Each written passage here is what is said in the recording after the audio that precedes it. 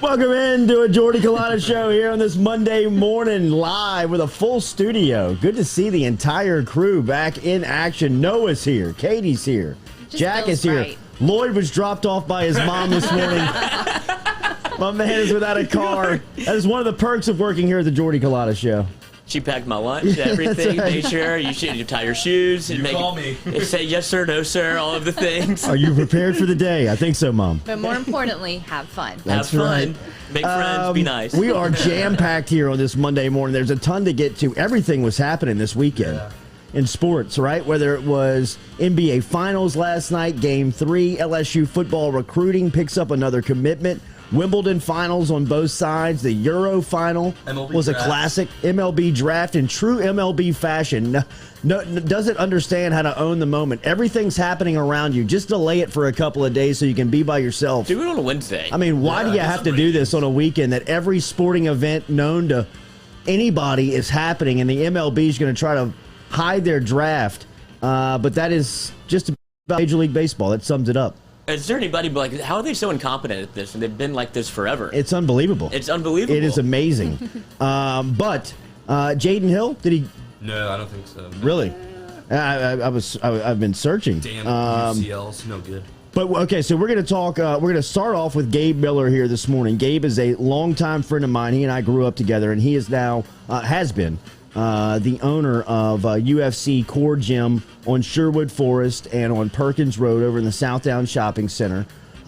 Without question, Gabe Miller is the baddest dude I know, and always has been. Like, he is a snap of the finger, blink your eye, ass kicker, will knock you out, and has been like that since we've been 12 years old, and one of those unassuming ass kickers. Like, you don't know the guy you're picking the fight with the Burrow until effect. you kind of get. I've seen a couple of guys get tangled up with Gabe and like 10 seconds in thinking, oh shit, I didn't know that he was going to be this strong. I didn't know he was going to be this. Just kind of like back in the day growing up, he didn't fight in the open anymore. They made a sport for it. He literally bought a gym. I mean, like, he is in the octagon. He's a trainer, and I'm telling you, his hands are the quickest hands I've ever seen in my life. I've seen him knock people out before they even know they were in a fight. I mean, right.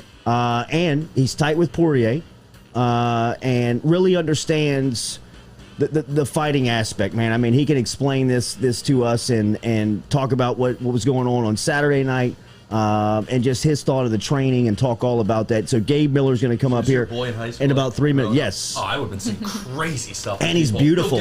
Go get him. And he's a beautiful dude. Like, I mean, like, you could, like, he was great to be a wingman with, and he was great to have, like, in the crew.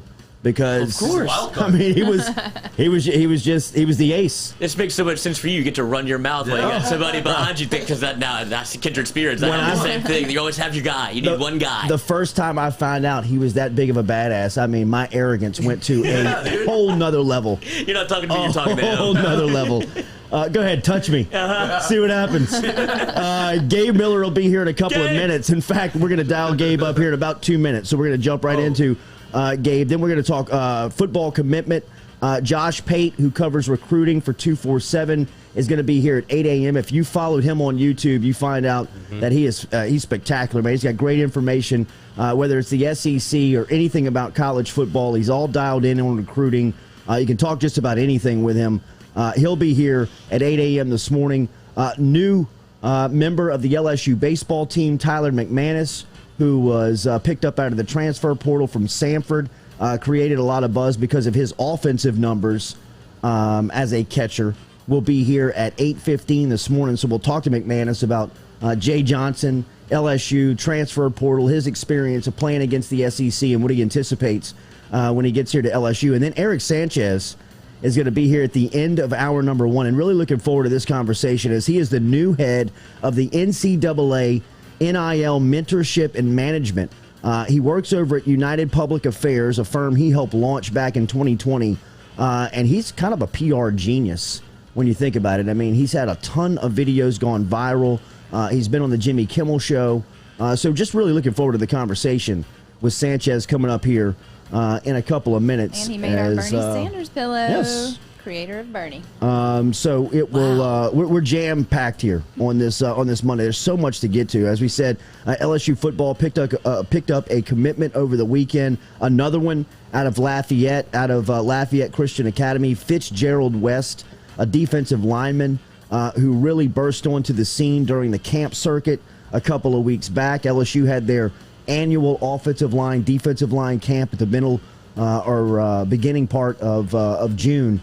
And Fitzgerald West was one of the guys that came in, earned an offer on that trip after the workout, and then over the weekend, less than a month after he was handed a scholarship to LSU, he pledges his commitment to the Tigers. So LSU now has 14 commitments in the class of 2022. We'll talk to Josh Pate about that coming up here. What a name. in a couple of I think it's his minutes. real name. I think so. Gerald West. I think so. Dude, the names we get on this I need to see a campus. picture of him because I Is haven't. that like a feature we look in? I don't know, man. Well, no, Fitzgerald West, then you had Avant-Garde on Friday Yes. with the I know. spelling bee, and It's she like, got we're offered a very full ride to fancy. LSU over the weekend. The She did? new president offered Yes. her a full Absolutely. scholarship. Oh, Unbelievable. I mean- How cool is I mean, that? Kim Mulkey kind of got beat to the punch there. All right, let's. You're linked up. Are we dialed up? Yep. Okay, let's link up with Gabe Miller here, who is going to talk to us about this fight over the weekend. There's a ton to get to here on today's show, as we'll talk some NBA Finals as well. But looking forward to talking to Gabe. Hold on 1 second. Jordy's former bodyguard. Yeah, I mean, that's just unbelievable, Too this bad guy. he's not Like, getting in. Gabe, Jordy Culotta. my man, buddy, we are live, so watch what you say. How are you? Good morning, my man. How are you? I'm fantastic. How about yourself? I'm doing great, man. I'm doing great. Thank you for jumping on with us. I know that you're very busy this morning, and we wanted to jump into what we saw over the weekend.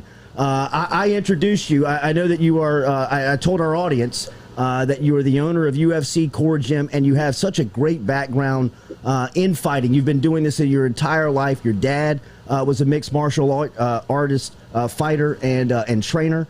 But what did you take away from the third fight that we saw between Poirier and McGregor on Saturday night that ended in a medical disqualification?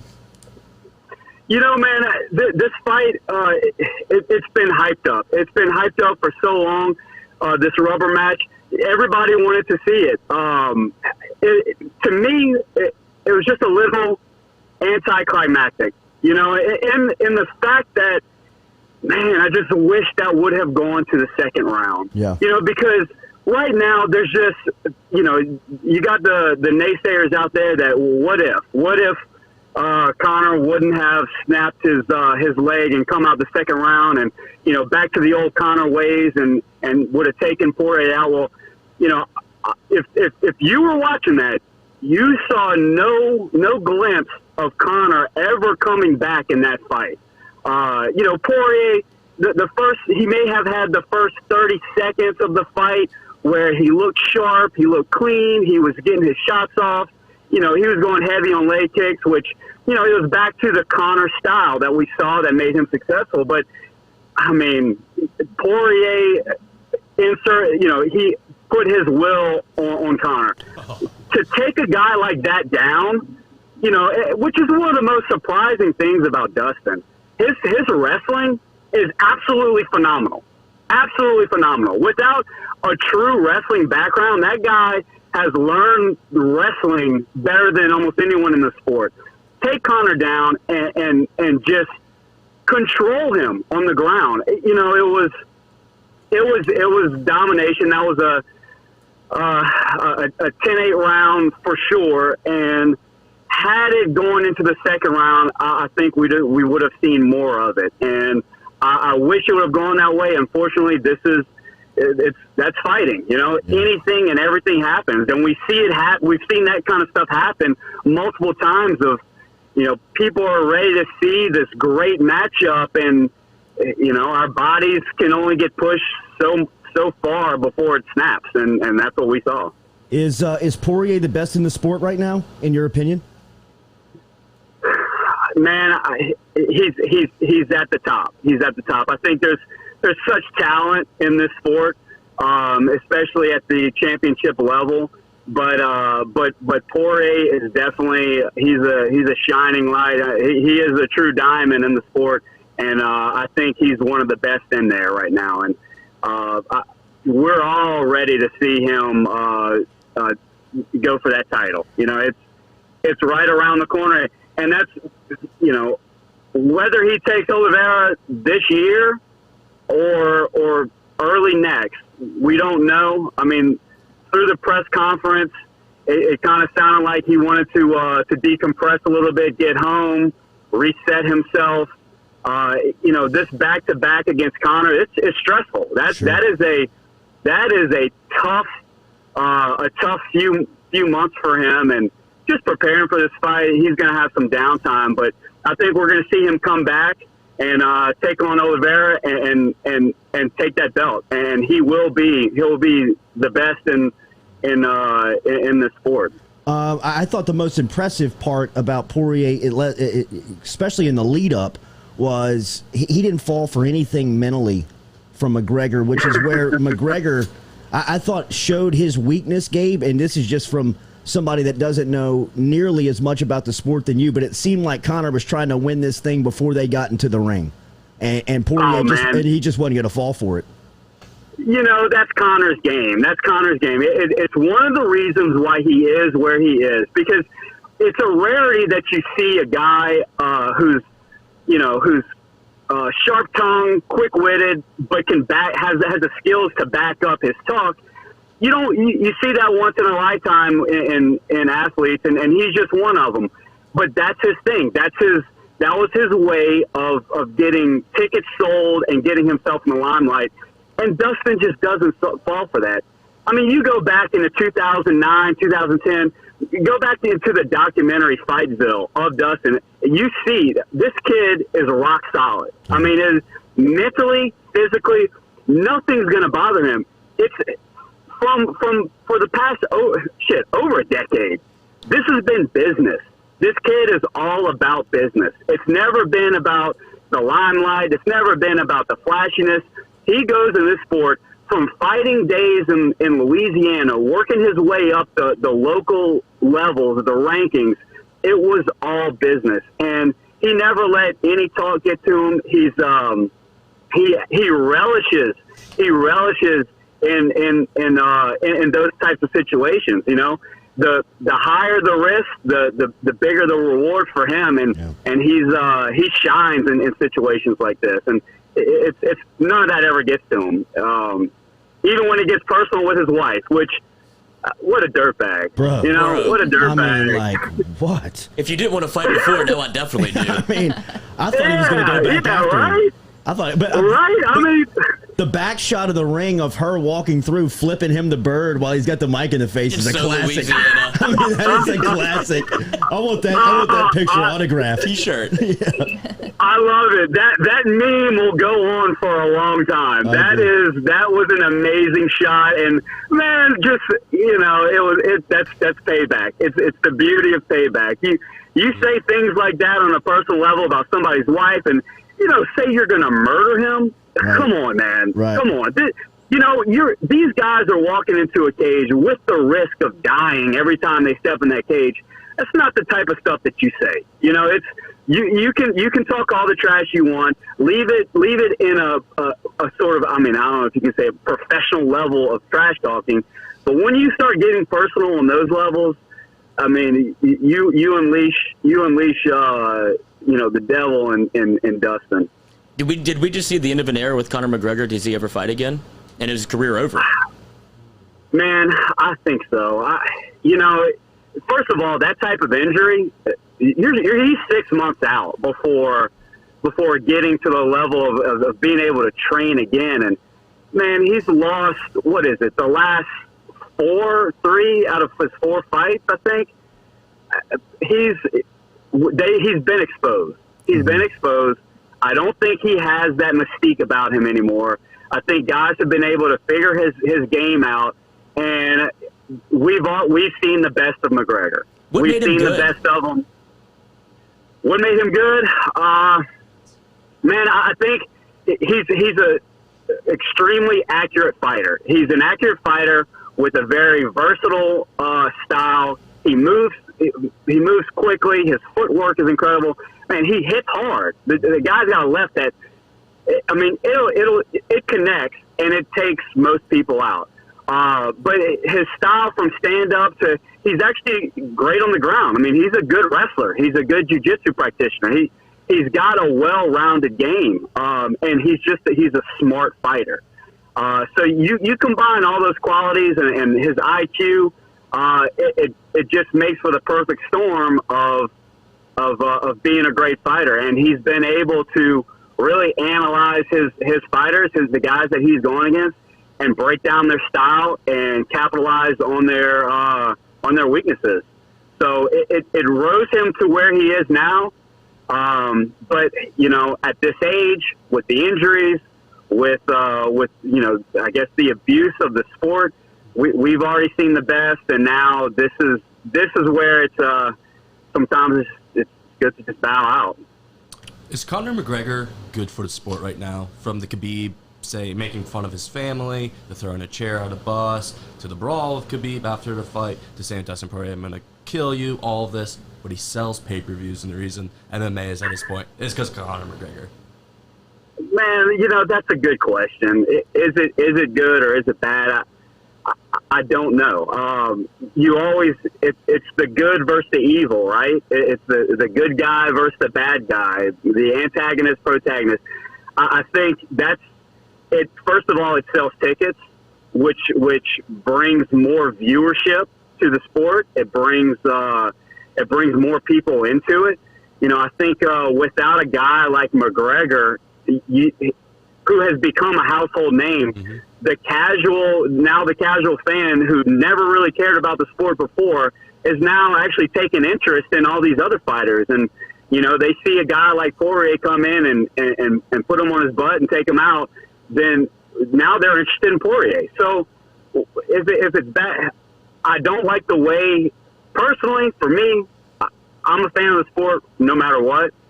I don't like the way he takes it on a personal level, but at the same time, man, it brings more people into the sport. It makes it more popular. So, you know, if that's gonna increase the popularity, which in turn, you know, hopefully puts more money in the pockets of these guys who sacrifice their bodies and their lives to go in a cage and fight another individual. Then I'm all for it. You know, but that's a whole another topic of fighter pay, you know, to get these guys what to do to them. Gabe Miller, who is the owner over at UFC Core Gym on Sherwood Forest, also on Perkins Road. Great rates available, great membership opportunities over there, and a great way to get back into shape very quickly here going into the fall season. Last one, Gabe, I'll get you out of here. Very much appreciate your time on the Monday morning. Are you as surprised as I guess the outside world is, or I guess the football world was, to see Greg Hardy get knocked out as fast as he was on Saturday night? That was a beautiful sight to see, especially for everybody out there that knows his story, because he's a dirtbag. You know, it's funny. I'm sitting there with my wife, and we're watching this, and you know, she sees Greg Hardy come out, and she doesn't really follow him very much. So she's impressed by him, and then, you know, I have to tell him, well, you know, here's the guy's pass. Immediately it was like, when is Tuivasa going to knock this son of a bitch out? Which he did. It was such a beautiful thing, man. You know, what a character there. I mean, you know, you do the boot after every win, and even going down the hallway. I mean, I know you saw him exiting the cage into the fans, and he's taking every shoe he can possibly grab and putting it down his throat. That was great. You know, it's fun, man. He makes the sport fun with that kind of lightheartedness, but it was a beautiful thing to see him take Greg Hardy out. For those that don't know and may want to get a little frisky at the bar, is cauliflower ear the telltale sign of do not fuck with me?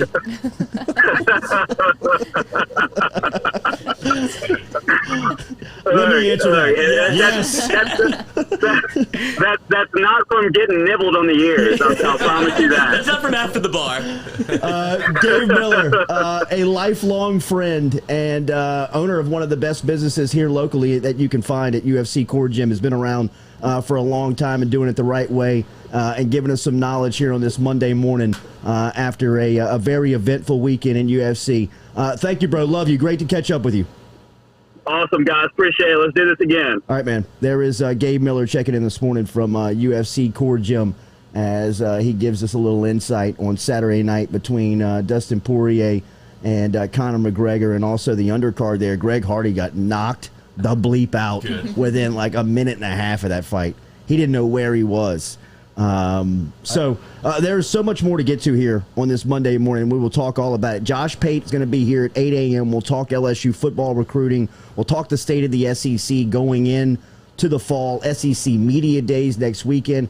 Texas is really making a splash with Steve Sarkisian on the recruiting trail here early on. What's that? They're just pitching a vision. Yes, we will talk to Josh Pate about that coming up. Erick Sanchez is going to be here talking some NIL stuff, which should be interesting here in 20 minutes. And then at 8:15 this morning, Tyler McManus, who is the one of the newest members of the LSU baseball team, will stop in and talk to us about his decision to get into the transfer portal.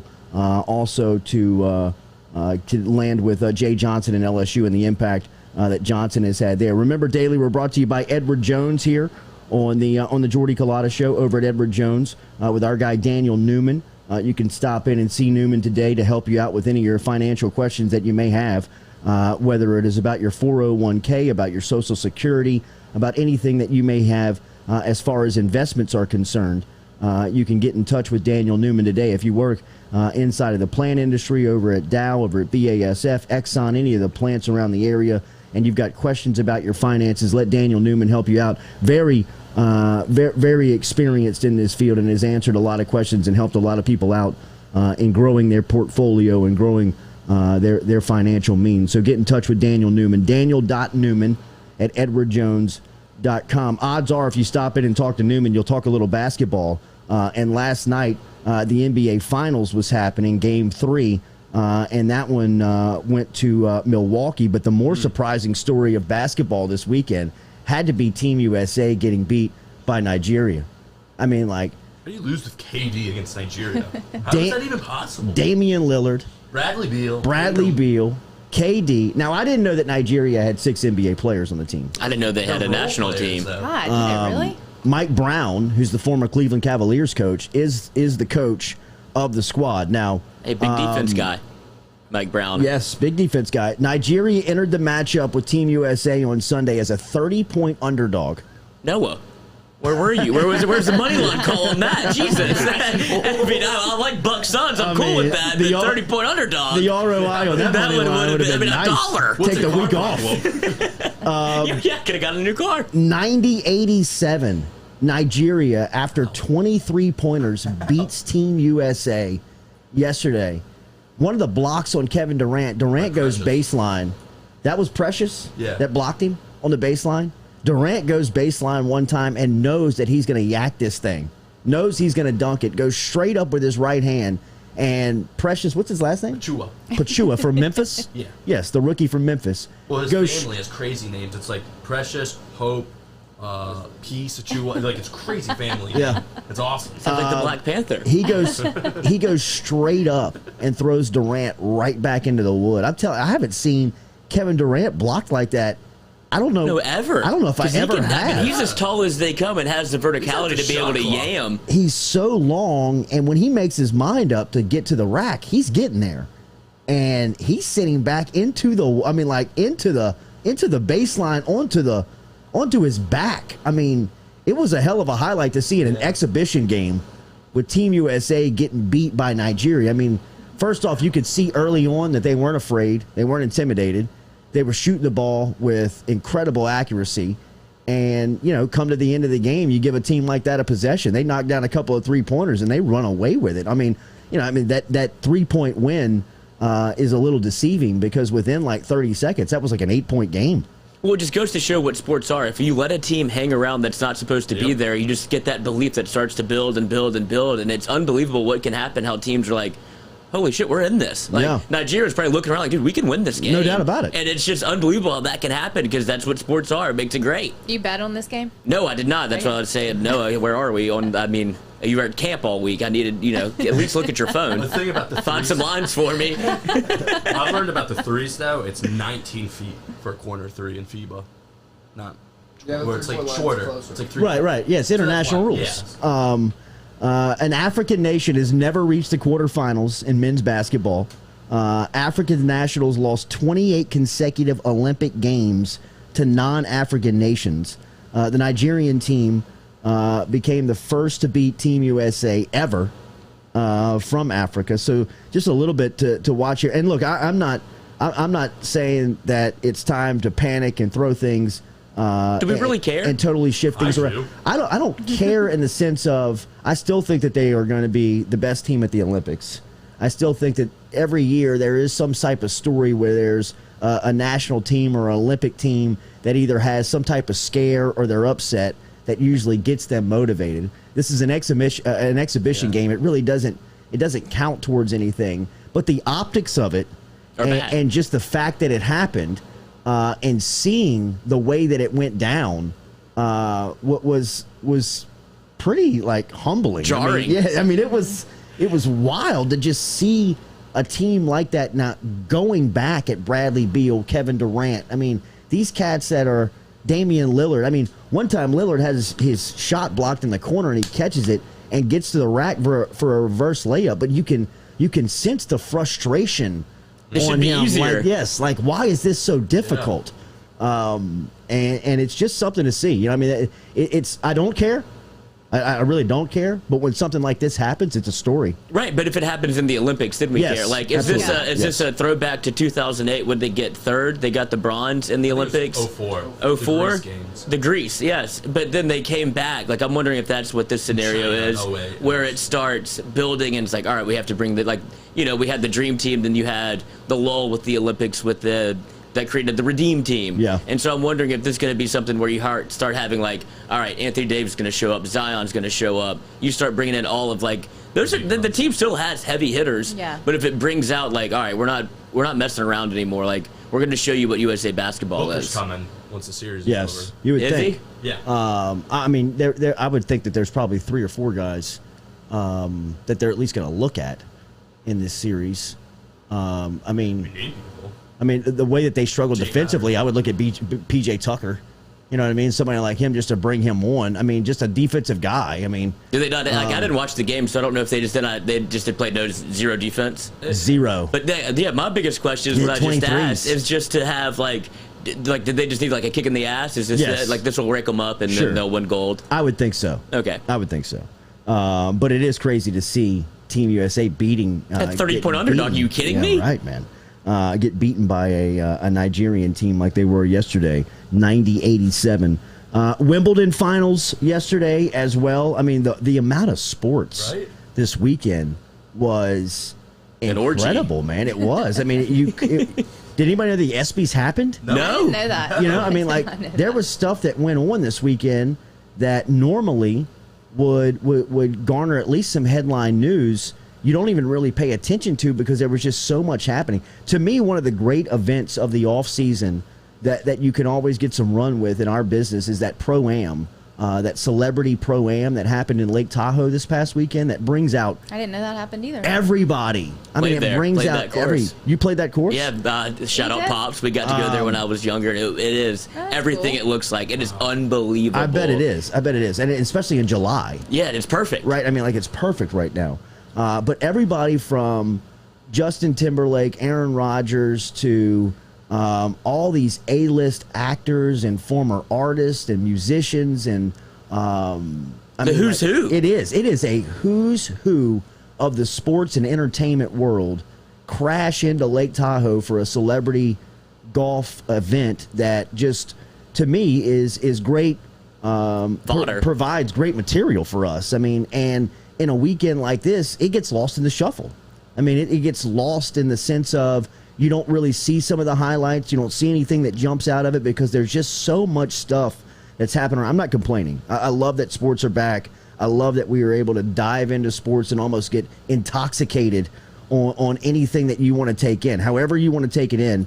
You can watch soccer, you can watch basketball, you can keep up with off-season football. You Shark can watch Week. Celebrity Golf Game. Yes, Shark Week is here.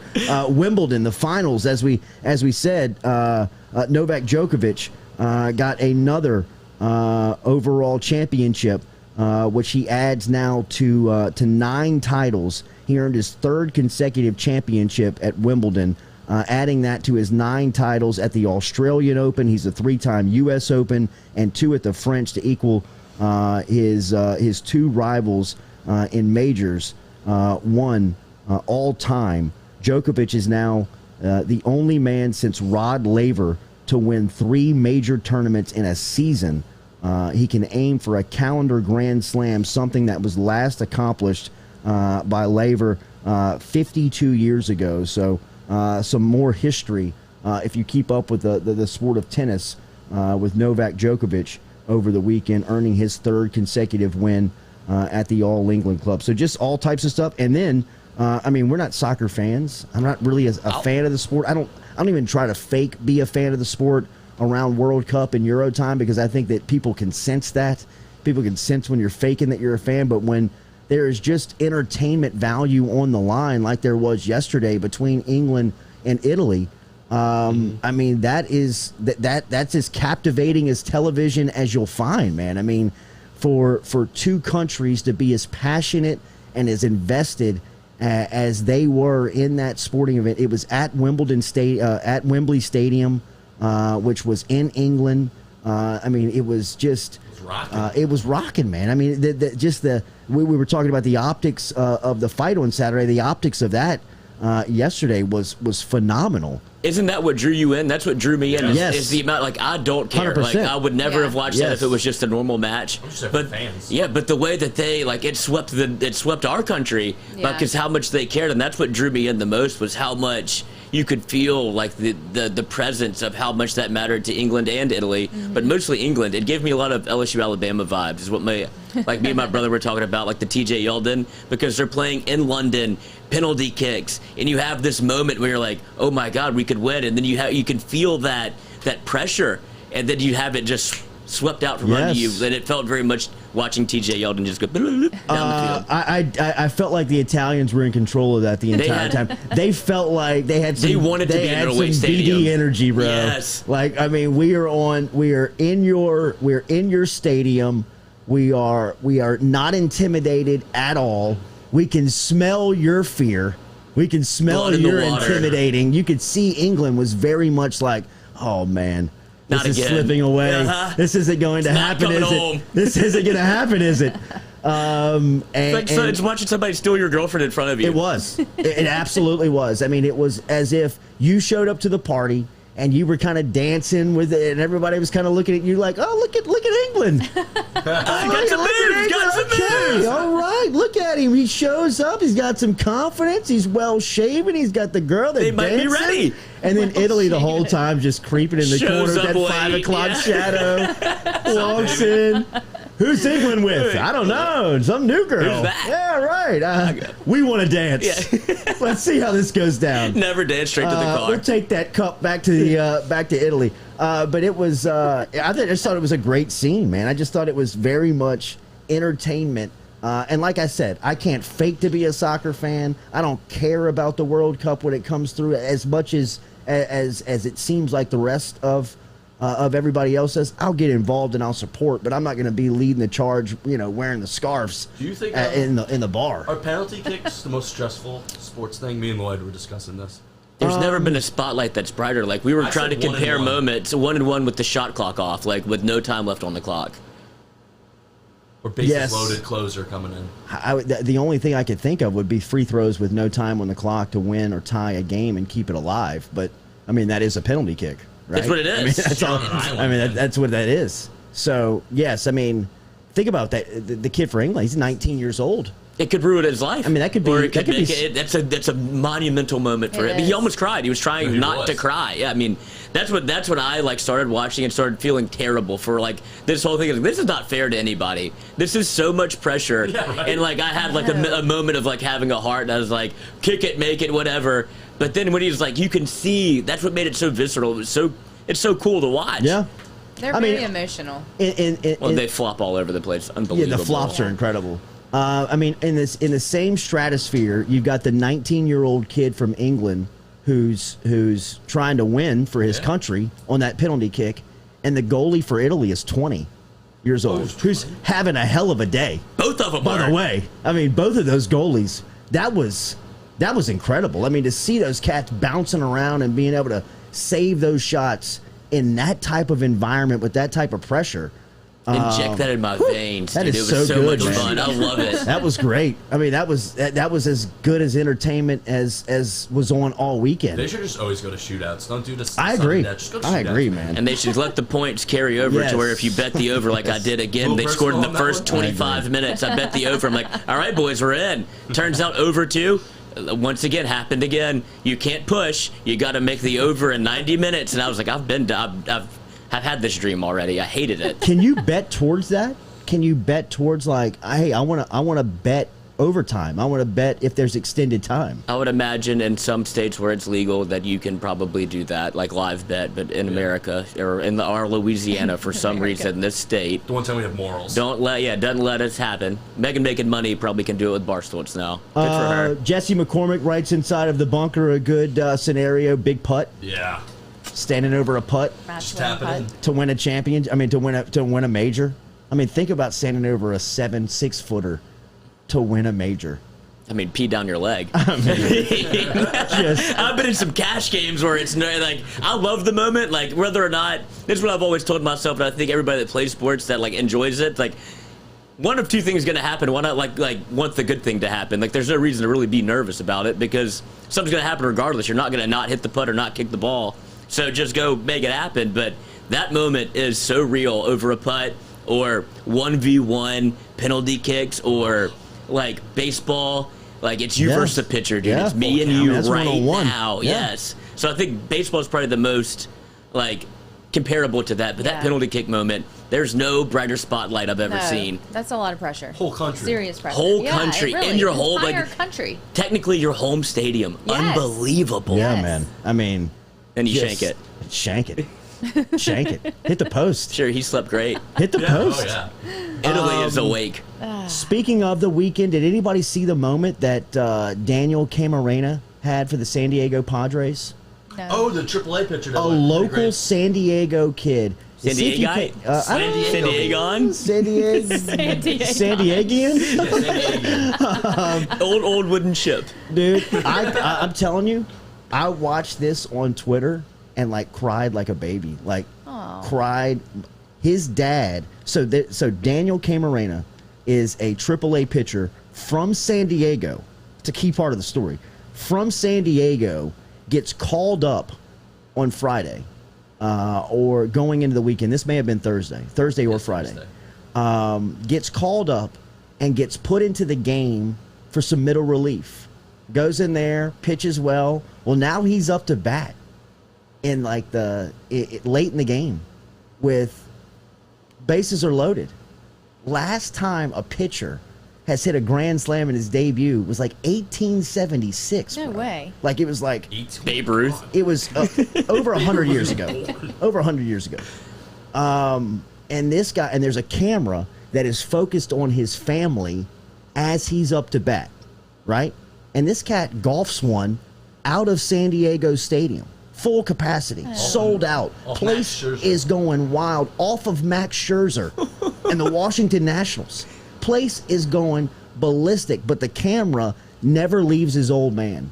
And his old man's reaction is something that if you got kids, if you got just a son, if you got anybody that you could put yourself in that moment that you love more than anything on the face of the earth, planet, and it was to happen like it went down. And it is truly an out-of-body experience for his dad. You can tell he doesn't know how to react. He's like, oh my God, oh my God, oh my God. And he hits his knees and almost like starts praying. You know what I mean? He's almost like, I cannot believe that this is happening. And now we can't watch. We probably can't show it because there's copyright stuff. We're getting flagged on left and YouTube. right, But dude. if you've got to find the moment if you have not seen it, of Daniel Camarena this weekend stepping in for the San Diego Padres, getting called up to the bigs. First and foremost, think about how cool that is. Yeah. To call your old man and say, Dad, we're going to the show. I got you 2 tickets. I'm playing tonight versus Washington. I got you and the family tickets to Petco Park. Nicest stadium. See you there. Absolutely. And not only does he get called up, he gets into the game and pitches, which he pitches pretty good, right? I mean, if you just close the book on the night right there, I got to play. We're all good. You know what I mean? If I'm the dad, I'm still crying. You know what I mean? Like, I'm Steak still dinner tonight. just over my skis of how excited I am. But then the cherry on top is that this guy gets put up to bat and hits a grand slam off of Max Scherzer in a sold-out Petco Park, which the place goes Tiger Stadium. You know what I mean? Like, it drinks in the air. goes just raucous. Like, when he golfs it, he golfs it. Yeah, I mean, like, he goes down for it, Things man. in I the mean, he dirt. picks it up out of the ground and knocks it out of the stadium. Wow. And he probably gets around the bases It's probably right there. probably in 10 seconds. Like, his Mad dash. feet never hit the ground, man. I'm telling you, it's one of the coolest sports moments I've ever That seen. is really cool. And when I saw it for the first time, I mean, oh my God, I was like, this is unbelievable. It was amazing drama. Right. You know, I mean, it was almost Hollywood type feel to it. If you didn't have kids, it makes you want to have kids. Almost type of thing. Yes, I that's wish right. I had That's right. I wish I had a son or daughter to be able to experience That's this. exactly right. Yes. Daily, we're brought to you by Falaya here No over on the ideas, Jordy Red. Culotta Show. Sell your house. Sell yourself. Lloyd, They changed Lloyd the looking for stuff kids. Lloyd shopping himself right My now. mom brought me here. Yes. The man's a hell of a catch. He can also probably sell a house for you too over at I live in Falaya. one. Sell your house, buy yourself, save thousands. It's do it yourself selling your house right now over at Falaya. Barrett Blondo has really changed the game in the way that real estate is bought and sold here in the Baton Rouge area. Check him out online at falaya.com or call him today, 225-939-6153. 225-939-6153 or online at falaya.com. So many great testimonials over at falaya.com. You can hear from satisfied customers right there online or take the experience yourself. Falaya.com. Get in touch with them today. All right, Erick Sanchez talking some NIL stuff. Josh Pate coming by talking recruiting. Tyler McManus going to be here talking LSU and what he decided on Coach Jay Johnson's program and why it made sense for him to What a phone transfer call to in. get. Yes, we will talk all about that. It's going to be a quick move in the next 45 minutes here on the Jordy Culotta Show. Give us a minute to reset. We'll be right back here. Daily driven and powered by Go Chevrolet.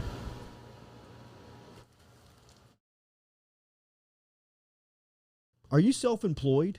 Then you need to learn about Angel Oak's Home Loans Bank Statement program that they're offering, which makes you eligible as a self-employed borrower to purchase or refinance a home without requiring a tax return. If you want to learn more, get in touch with me. Email me, jordy@jordyculottashow.com, to learn about the bank statement loan program offered by Angel Oak. jordy@jordyculottashow.com to learn more. Gearing up for spring and summer down here in South Louisiana, and you want to keep your lawn maintained during these sunny seasons, get in touch with our friend Blake Abear over at Abear's Lawn Maintenance, where he says, you grow it, I mow it. 225-485-8022. 225-485-8022 is where you can find Abear's Lawn and Maintenance, the official lawn and maintenance company of the undisclosed location.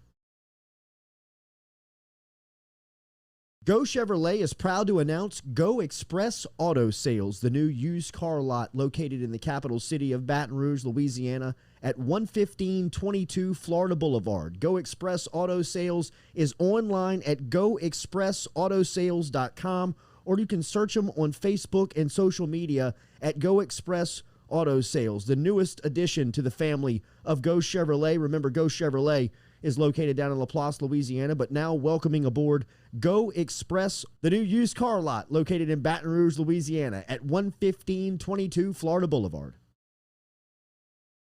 Are you self-employed? Then you need to learn about Angel Oak's Home Loans Bank Statement program that they're offering, which makes you eligible as a self-employed borrower to purchase or refinance a home without requiring a tax return. If you want to learn more, get in touch with me. Email me, Jordy at jordyculotta.com to learn about the bank statement loan program offered by Angel Oak. Jordy at jordyculotta.com to learn more.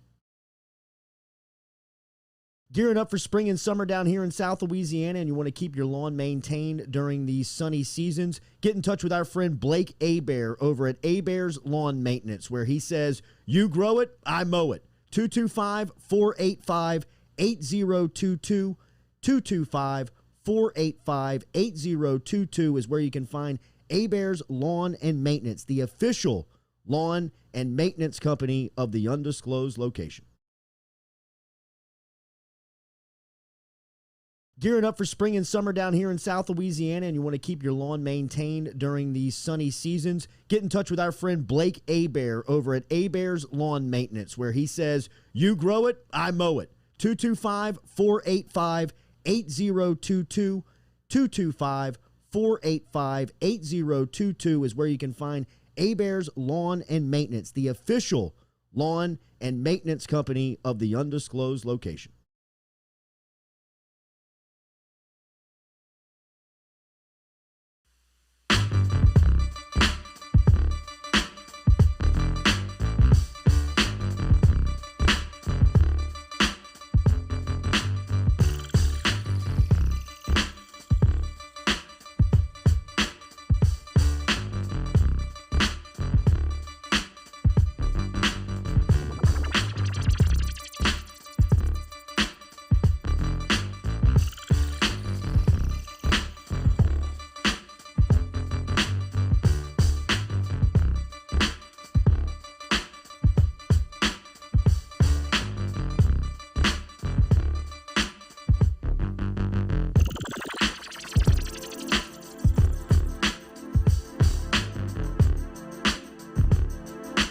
Welcome back in here to the Jordy Culotta Show. I was going to ask you, I didn't know we were live, but a tougher sports question. Me and Lloyd were talking. It's 2001. What's more surprising, Miami's never won an ACC title, or that every single player in Miami could get $5,000? ACC title that they haven't gotten. Shocking, right? It's shocking. I mean, 2001's Miami team is the best college football team I've ever seen. Would you say up against 2019 LSU? Sure. Before the 2019 LSU team. 2000. I was a huge Miami fan. Oh my because, God. I mean, that was just right when I was right in my wheelhouse of like I'm loving sports. Like, look at how good everybody is. Jesse McCormick, who is in the bunker, is in the bunker this morning. Me, Jesse McCormick, another friend of ours, Russ Carpenter, all went to the 2000 Sugar Bowl when Miami played Florida. It was Steve Spurrier's last game as Florida's head coach, and that Miami team got beat once in 2000. I forgot who beat them in 2000, but they were the best team in the country at the end of the 2000 season. That was like Santana Moss. Oh my God! And those cats Ed on that Reed. 2000 teams. Ed Reed was on, but Ed Reed was on that 01 team. Yeah, as well. Yeah. Well, he has Who the was Boston. on the 01 team? The Boston College players, like one of the greatest football players of all time. Well, that's the one where he's. Have you ever seen the documentary of that team where they're in the locker room and like people are like, "Are you hurt, Ed? Are you hurt?" Like his teammates are asking him if I hurt, and he stands up in the middle, like as they're about to run out. Quit effing asking me if I'm hurt. I've been hurt since August, mother bleepers. Don't ask me if I'm hurt again. Dog. I'm a dog. I mean, and you can see all these cats in Miami were like, this is the Miami locker room. This isn't like Notre Dame's locker room. This isn't, Cincinnati's locker room. I mean, this is a bunch of like 5 stars looking up at this cat from Louisiana thinking he's just different than us, man. And then he goes out like on the opening play or the opening series of that half and has like a strip 98 yards the other way with the visor. Dude, a guy like runs a slant, catches a slant, he rips it from him and goes to dip. He is the all-time best, man. But Sean Taylor to me was the best. Yeah. He was a best. freak show. But dude, you talk about Ed Reed. He was in the Louisiana Sports Hall of Fame. I worked with Ronnie whenever we inducted him, and I hit him with, "I'm hurt, dog. Yeah. I'm hurt." And he was like, "No way, you just said that to me, dude." It was unbelievable. He's one of the coolest people I've ever met in my entire life. I walked behind. Speaking of pro-ams, I walked behind him at the Zurich 2 years ago. He was playing with Sean Payton. And we were just following, and everybody was following Peyton. and we just followed Ed Reed. So and, cool. and we were just like kind of doing stuff like that, like kind of like barking stuff at him and see if we could get his attention. And somebody made reference to the I'm hurt, dog. Like, quit asking me. Don't ask me if I'm all right. Yeah, don't ask me if I'm hurt. And I mean, he looked back and like gave us the head nod. He was puffing on a big cigar. I mean, just living the life, living the Hall of Fame life, bro. He walks, talks, acts. That's what a Hall of Famer is. Does it hurt your soul? See Miami not good anymore? A little bit. It hurt my soul. It hurt my soul more that Ed Reed ended up in Miami and not at LSU. I mean, he grew up in Destrehan, bro. He grew up 45 minutes from He's He's Justin Jefferson's neighbor. It's the U. I mean, think about that street. Imagine having him in the purple and gold, dude. He would rep for LSU so hard. Oh, dude. Now he's on Miami staff. I know. God. I mean, he's got like the Panamsky position at Miami. I mean, think about the difference in that. Say that sentence again. I mean, seriously. Derek Panamsky does Ed Reed's job at Miami. I went to the last time we were at Ed Ogeron's football camp. Panamsky was snapping shots of kids with their cell phones of Ogeron and the kid. I mean, there was media members standing behind Panamsky, like laughing and snickering, taking pictures at him of what his job title. Of him taking pictures. Like taking pictures of him, taking pictures of the head coach. Why don't you go run the 40 again? Seriously, like what do you do, man?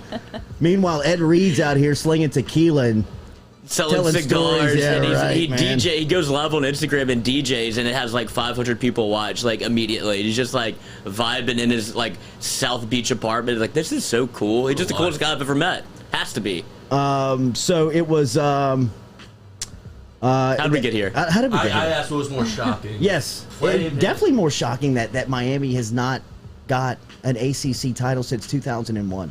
Well, then it just goes to show. Doesn't that terrify you that you can be as big as Miami was, and at 3 steps and 3 wrong decisions, and you're back into never winning a title again? 2 bad hires. It is terrifying. 2 bad hires.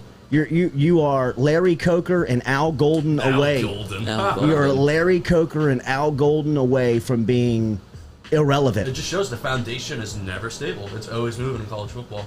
Well, yeah, I mean, it's a great identifier of the arms race. I mean, just when you think you're sitting on top of the mountain and you got all of the arms, they're coming right behind you and they're cutting your legs out. Next thing you know, you hadn't won a championship in 20 years. I mean, think if Miami would have been told in 2001 that the night they last won an ACC championship that Clemson is about to dominate your conference and dominate the sport. Not only that, you'll move out of your conference, you'll move out the Big East into the ACC. And the Big East isn't a thing. And the Big East doesn't exist. Like, just the way the tides turn that quickly, it's like, what happened to Sean Taylor, Ed Reed? Oh my God, go down the list. Jeremy Shockey. Like, Ken Dorsey won a title with that team, and he was terrible. Right. I don't know if he's left-handed or right-handed. Me either.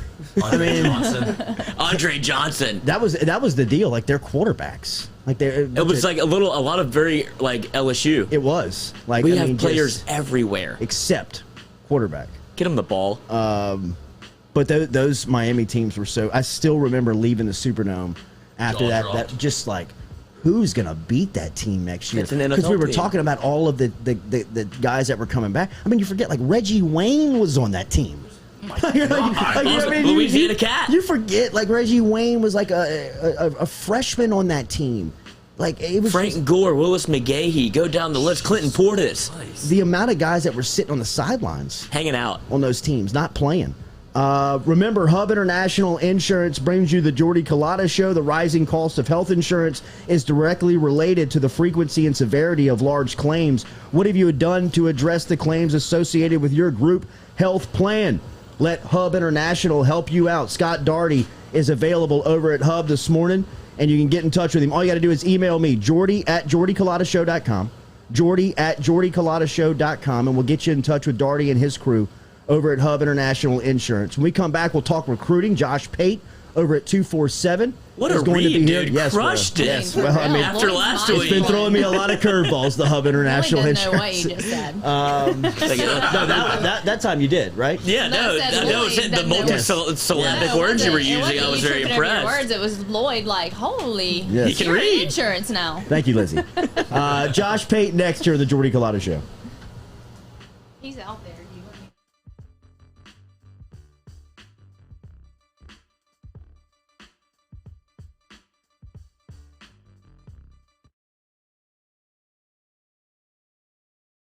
Are you self-employed?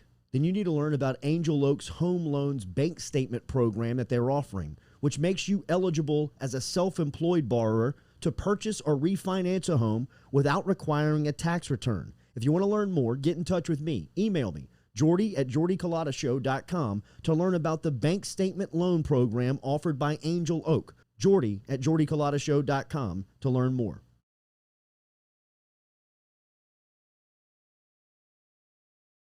Gearing up for spring and summer down here in South Louisiana, and you want to keep your lawn maintained during these sunny seasons, get in touch with our friend Blake Abear over at Abear's Lawn Maintenance, where he says, you grow it, I mow it. 225-485-8022.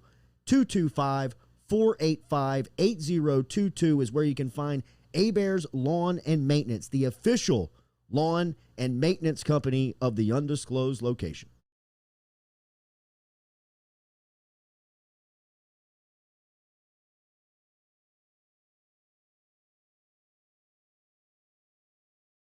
Go Chevrolet is proud to announce Go Express Auto Sales, the new used car lot located in the capital city of Baton Rouge, Louisiana, at 11522 Florida Boulevard. Go Express Auto Sales is online at goexpressautosales.com, or you can search them on Facebook and social media at Go Express Auto Sales, the newest addition to the family of Go Chevrolet. Remember, Go Chevrolet is located down in Laplace, Louisiana, but now welcoming aboard Go Express, the new used car lot located in Baton Rouge, Louisiana at 11522 Florida Boulevard.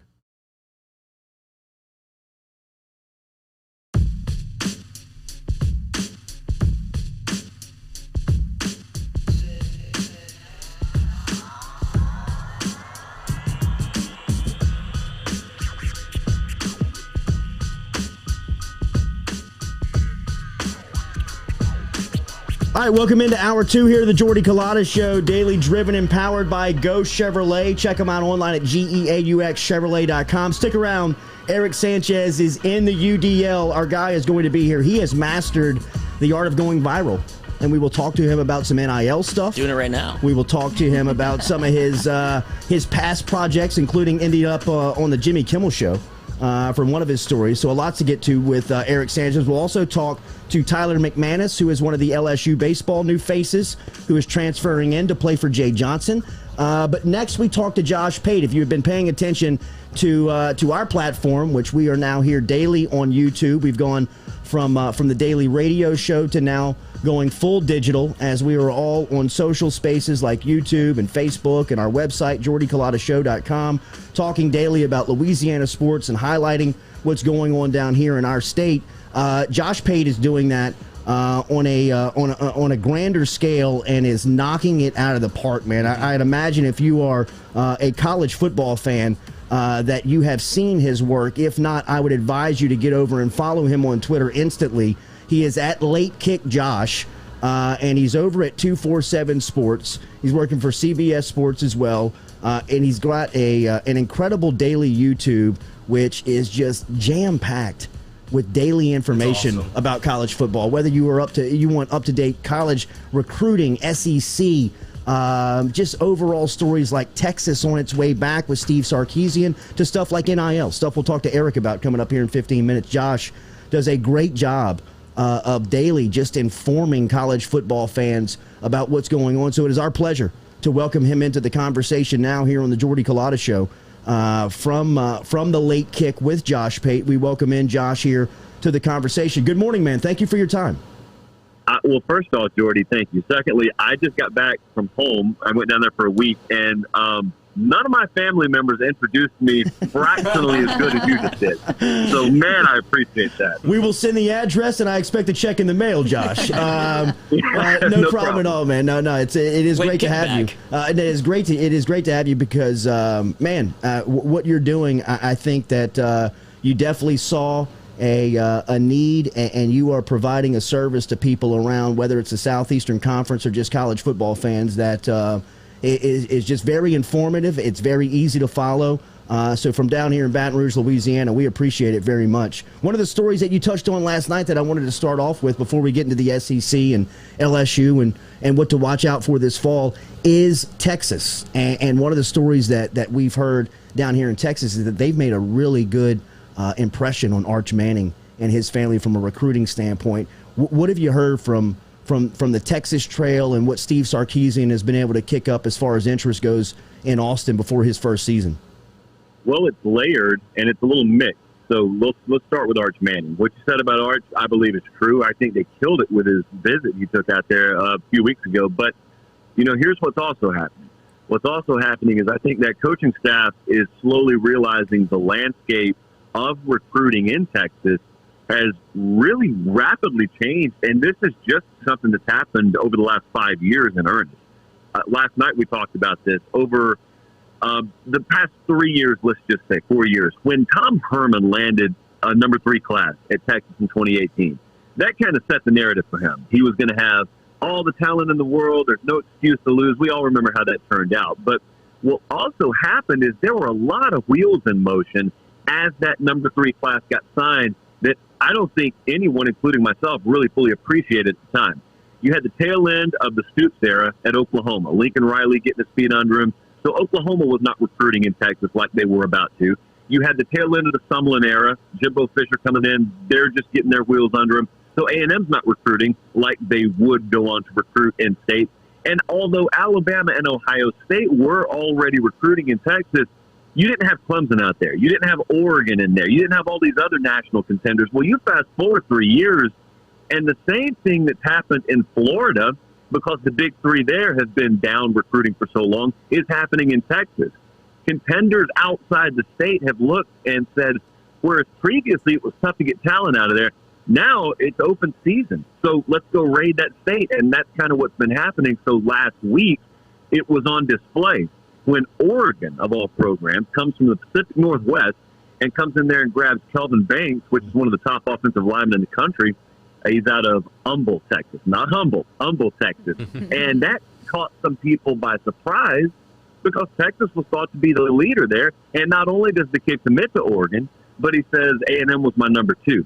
So, yeah, I think there is some traction still to be gained for Steve Sarkisian at Texas, but also you and I both know, I mean, everyone in this room knows, results on the field this fall will quell a lot of that unrest and uneasiness because as soon as guys, Arch Manning I'm including here, as soon as they see something more than just vision, as soon as they see a more proven, tangible product on the field, I don't think it's all that hard to buy into going to Texas. I think the only thing kids are hanging out on is, well, Texas hasn't given me anything to believe in over the last several staffs now. Let me make sure this one's different. If it is, I'm on board. Josh, one of the things that you point out last night in your Late Kick Live latest edition is the LSU Florida game and just how big it can have as far as implications go on the league, the championship, and into the postseason. A lot of people around here recognize Florida as LSU's top rival right now. I think the Alabama game gains notoriety, but it's not been a rivalry with the way that Alabama has dominated the series. The rivalry really exists between LSU and Florida right now. How do you see that matchup here in the offseason going into their October tilt? Yeah, I was looking at that game. I decided to talk about it last night because there are some games on conference schedules every year, the SEC especially, that I call game pluses or gamer pluses. And all I mean by that is I think they just carry a little more significance than simply one game in the standings. Now, rivalry games tend to be like that anyway, but the reason I looked at that Florida-LSU game is if you look at it from either side, let's just go LSU side right here. They're going to be, before they play Florida, they got the game at UCLA, they got the game at Mississippi State, they got a game against Auburn, they go to Kentucky. And the reason I mention those games is because from a pure point spread perspective, LSU will be single-digit favorite or maybe against Kentucky, a low double-digit favorite in those games. So on one hand, you expect them to win all of them. But on the other hand, you would look at them and also call them losable games. If you're just a Texas Tech fan who has no dog in the fight, you would look at that and say, hey, LSU, they could drop that one. Well, here's the point. If LSU is what we think they are maximally capable of, they'll be undefeated when they face Florida on, October 16th. However, if things go sideways again this year, they could have one loss minimum there, and Florida's the exact same way. Florida's got Bama in week 3, so Florida's going to be an underdog at least once before they play LSU. And my point is, you could have a situation where one or both of those programs are in wounded animal mode, back against the wall mode, but you also could have a situation where one or both have vastly exceeded what I think the national expectation is for them. And at that point, I think especially with LSU, if they get quarterback right, if those 2 coordinator hires end up being home runs, they should beat everybody on their schedule up to that game. And we could be looking at LSU going into that Florida game. Instead of having a lot of trepidation surrounding the name LSU, you could be saying, if LSU beats Florida today, I mean, is that Alabama-LSU game in a couple of weeks going to be for not only the SEC West, but are we talking about maybe multiple teams being capable of making the playoff? I think that's the way that narrative would change mid-season, and it really, really revolves around that game. Josh, when you look at the SEC East, you mentioned Florida. Georgia this season seems like they have some expectation, especially with the way that they feel around the quarterback spot. When you look at the SEC East, what do you see? Well, I see Georgia well out in front of the pack, but I don't know, and I didn't realize this because I haven't read the preview magazines yet, but I did not realize there are people not ranking Florida in the top 25. So I'm not going that down on Florida. I think a lot of what is being cast on Florida in terms of preseason expectation this year is just people being rubbed the wrong way by how last year ended, which is understandable. I just don't know how much carryover that always has. But I'm looking at Florida, and I'm thinking to myself, let's say this were an anonymous team. So all you had to look at was a resume, and you knew they had a top 10 to 12 talent roster. They had a couple of top 10 finishes past 4 years. Last year they won their division. And I say all that, and I'm going to say I'm parking them outside the top 25. I don't think if you did the blind resume, they'd be parked outside of anyone's top 25. Yeah. Because it's Florida, and you remember the shoe throw, and you remember Oklahoma meltdown. Well, that's why you rank them out of the top 25, I would guess. But, yeah, I mean, you guys can tell me, can anyone paint me a valid scenario outside of injury at quarterback? Can anyone paint me a valid scenario where Georgia doesn't win this thing? Florida's got to play LSU and Bama from the West. Georgia gets neither one of them. I have no clue how they messed that up. Good Lord. What are the odds on the SEC West? I mean, SEC East champion. I got to put that in real quick. How do you feel about Kentucky, Josh? They're going to pick up another one of LSU starters. They got Kelvin Joseph 2 years ago. Now they get Dare Rosenthal, the left tackle, transferring in after issues down here in Baton Rouge. What's the feeling around Stoops here in another season? They're very quietly confident, and the reason is, number one, because they know, I mean, they can't be carrying that big a stick around here. They're Kentucky, so they know they have to surprise people. But the second part is they do not know what they're going to be at quarterback. They have a lot of hope invested in Will Levis, who's the transfer, for those unfamiliar, from Penn State. And he was not good enough to start at Penn State. Okay, that doesn't always mean the end of the world. Some guys get second chances and shine. I think famously you saw that in 2019. However, they don't know what they have because he wasn't an early enrollee. I mean, he's just now getting on campus. And so they'll get him for the first time really in fall camp. Mark Stoops did something that is very anti-Mark Stoops. Mark Stoops is normally what you get, and what you see, rather, is what you get. And he, I think, realized they're as good right now as they've been. Just the status of that program, they're on really firm footing. And he realized, if I'm ever going to try anything, this is the year. And so he went out and hired a new offensive coordinator, and they're going to bring in a different approach. I got to have quarterback figured out to do it. But they feel like there's a little more juice that can be squeezed out of that program going in a different direction offensively. Now, if that's the case, dude, their schedule this year, just from a purely opportunistic standpoint, listen to this stretch. You would think Kentucky playing at South Carolina, Florida, LSU, at Georgia, back, that's a death sentence.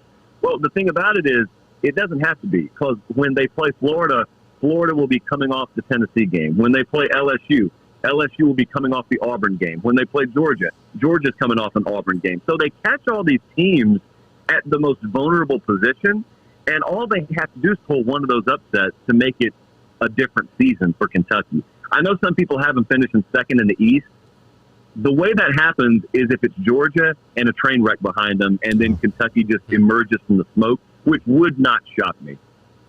Josh, last one. We'll get you out of here, and we much appreciate your time here on this Monday morning. Make sure you are following Josh Pate on Twitter at LateKickJosh to keep up with everything that's happening with his YouTube channel. He goes live there Sunday and Thursday night at 7 o'clock Central Time. All the news is flowing over at LateKickJosh on Twitter. We've got Max Johnson as a starter at LSU going into the season. We feel that he secured that spot with his spring, the way that he finished last year, and just the overall feeling around the coaching staff. We also feel that this roster for LSU is championship level, but have some questions around the offensive line. When you see Ed Ogeron's group going into the season, how do you see LSU contending this season? That's the way I classify it. I think that's it's almost like you guys cover that program. Yeah, no, I think that's very accurate. But with the quarterback situation, to me, it's not just, is it Max or is it Miles? I would love to see, if it's Max Johnson, for argument's sake, I would love to see us get 2.5 weeks into fall camp and all the whispers out of Baton Rouge be, not only is this thing decided, but he's taking it by the throat. And there's been such a galvanizing effect in the locker room, because the locker room was a problem for them last year. I want to see not only a decision made, I want to see a decision made by the players. I want to see a decision to where it doesn't even take a high-level coach to look at it and break it down. It's just that obvious. That's how I hope things shake out, because that's how you get shot out of a cannon going into a season instead of tiptoeing your way into a season. Josh, love your work, man. Thank you for stopping by with us this morning. Hope we can do it again soon. Absolutely. I appreciate it. You got it. There's Josh Pate checking in this morning from 247 as he gives us up on he can talk everything, and we'll have him back on. How does because he know so much? Just knew the East schedule. Kentucky's got this. They're playing that. I mean, I can't keep up with LSU's schedule, and that's his deal, man. I'm telling you. That's why, to me, he is Sunday and Thursday night. I would set the notifications for when he goes live, because he is just it's like a fountain of information. Wednesday is the Late Kick Extra podcast, which that is. It's kind of like the question I asked you. It's just fans just ask the most typical middle summer questions, just football. Oh, let's get that going for us. Get a little mailbag going. For sure, man. We're going to start a couple of segments coming up here on the Jordy Culotta Show. One of those will be a mail time segment that we will react to your questions. A sad story here locally that we will pay attention to before we get away here. Former Governor Edwin Edwards has passed away this morning. It seems peacefully at his home, but the author of his biography, Leo Honeycutt, will be here at 9 a.m. this morning to remember the governor, who had so much flair, so much personality, and so much love for the state of Louisiana. Forget the politics. I'm not here to go back and forth on where your politics lie. I don't think it is. We can argue whether or not Edwin Edwards loved our state. And what he did for our state while he was in leadership will always be talked about and will always be remembered. And we will talk about Governor Edwards coming up here at 9 a.m. this morning with Leo Honeycutt, the man who authored his biography. Next, we will talk to Erick Sanchez, who is in the UDL with us and has been so patient in hanging out with us, and going to hop on here and talk some NIL stuff. We'll also talk about some of the successes that he's had in going viral. He has done a lot of good stuff with public relations. He is the founder of United Public Affairs, which you can find on Twitter at UnitedPA_, which is a communications and digital firm and helping today with public relations, and has had a lot of success. They are in the New York market. They are in the Washington, D.C. market. They're out in Los Angeles, and they originate down here in New Orleans. So looking forward to our conversation next with Erick Sanchez here on the Jordy Culotta Show. We're brought to you by Nevadis. Remember, over at Nevadis, they can help you out with a custom-designed web page, or they can help you out with a custom-designed mobile app. We saw some of the last pieces before we go live on JordyCulottaShow.com, compliments of Randall Nachman and Nevadis going into the weekend, and I can't wait to show you, the listener, and show our customers how good the work behind the scenes at Nevadis has been up to. Yes, he's our guy, man. A couple of new hats in tow from he Nevadis. better be. Randall's moved to Colorado. Nevadis.com is where you can find him online. Erick Sanchez next He's inside the UDL. certainly not here. I know He's not that. here. Give me 45 seconds. We'll reset and be right back here with United Public Affairs CEO Erick Sanchez. Randall Nachman. Nate Floyd. Are you self-employed? then you need to learn about Angel Oak's Home Loans Bank Statement program that they're offering, which makes you eligible as a self-employed borrower to purchase or refinance a home without requiring a tax return. If you want to learn more, get in touch with me. Email me, Jordy at jordyculotta.com, to learn about the bank statement loan program offered by Angel Oak. Jordy at jordyculotta.com to learn more.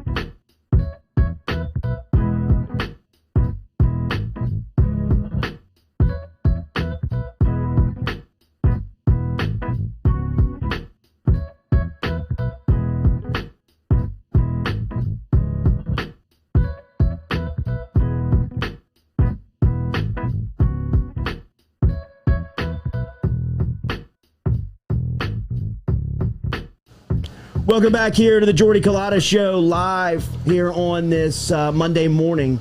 A melancholy Monday morning here after the news of the passing of Edwin Edwards. Now, look, his health was deteriorating, and I think this is not a surprise to a lot of people who were close to the governor. But to see the news come across the line this morning is pretty shocking to see. Edwin Edwards, to see his life come to an end. With that, we welcome in somebody who is paid so much attention to politics and PR and is so invested in that industry, in that space, made the trip down here to Baton Rouge, and we appreciate that very much. And it's our pleasure to welcome into the UDL and into the conversation Erick Sanchez of United Public Affairs. Good morning. Thank you. Good morning. Thank you for having me. This is amazing. It's something. I saw what the set looked like. I was like, I got to drive from New Orleans to see this in person. Well, so, it's great to see you, man. Yeah, absolutely. And really terrible news on Governor Edwards. I know, he had a checkered past, but it's obvious the impact that he had on the state, and he was definitely certainly a big rep for the state too, for sure, throughout his career. So that's tragic news. Yeah, I look forward to talking to Leo Honeycutt, who penned his autobiography, coming up here at 9 a.m. just to remember some of the stories of Governor Edwards. And like you said, I think we can get into politics, and there will be there will be a line drawn on whichever side you fall on, but when it comes down, yes, no, but I'm saying when you talk about him, but you can't debate whether or not he loved Louisiana. Oh, he definitely, most certainly did. But so for you, interesting. I want to get into the NIL stuff because obviously that's dominating college in the sports news right now. But for you, your background is in public relations, and in our industry, we're always looking to go viral. We're always looking for some interview or something to pop that would put us ahead of the line in the news for the day. And you've had a lot of success in that space. Talk to me about strategy and kind of your background in PR and how you got to where you are right now. Yeah, for sure. So I grew up in the D.C. area originally, and I moved recently down to New Orleans with my wife, who's from New Orleans originally. Yeah, those Louisiana women will get you every time. I hear that literally every Uber driver who asks me whether or not I'm visiting or if I live in New Orleans, I tell them the story. I'm like, oh, you got yourself a New Orleans girl. Right. You're going nowhere. And I'm like, well, thankfully I like it here, so that's great. That's right. But no, I grew up with a very stereotypical political PR background. But the first project I did that ended up getting attention was for something much lighter. Back in 2014, I had a Kickstarter campaign, and now I don't think anyone really uses Kickstarter anymore. No one's really doing that. The crowd Kickstarter, Cyberdust. Right. Well, I think most of it was just like a bunch of bad actors. GoFundMe, I think now people. For like real causes. For real. That's right. Yeah, I need that video game by 7. Yes. Shadow Walker hours. That's right. Right. So mine was I was scrolling on Twitter, and I'm a big fan of like classic rock, because who isn't? And sure. I ended up seeing that Kenny Loggins was looking to raise money for an album. At the Danger Zone. Yes, that's right. Footloose. Yeah. So I got into my own by starting a Kickstarter project to raise $30,000 to have him play in my living room. Unreal. And it was the most absurd project. Sure. And at the time, this was like in August, where news is generally pretty slow. And, I did what I do with kind of my skill set, threw out a press release. And then this thing took off like wildfire. Like local news got involved, and then that ended up trickling into a bigger effect. And then I ended up going on Jimmy Kimmel and interviewing about the project. Amazing. And then in 9 days, we raised the money. A year later, he showed up and performed. Performed in my living room. What did he wear? He played an acoustic version of Danger Zone. Unbelievable. That footage is on YouTube, and I'll be sure to send that over to y'all. Yes. God, I feel embarrassed that we didn't see it. Right. I'm terrified to pull anything from YouTube, dude. We need to do that again. Get him in here. Yeah, exactly. But it was incredible, and like it was funny because shortly thereafter, I feel like everyone learned about Fire Festival for the first time. And I was like, you don't want a cheese sandwich? I was like, I'm so glad I really like set that low. I wasn't trying to go to an island. I was like, let's just bring him to my house. Yeah, Get to my house. I was gonna do all that. When people were making the comparisons, I was like, no, I actually had the show though. And it is my house. Yeah. We had the concert. Yeah, I'm not duping the guy. Yeah. No one was stranded to not see Blink 182, right? We actually made it happen. That is so good. But anyway, Not one single death. yeah, not one single, nothing. But it kind of, at least started for me kind of a new direction in terms of how I thought about digital organizing. And like obviously that was a funny project, but then I started getting involved in a few more serious projects and just kind of kept my focus on what was happening in the zeitgeist and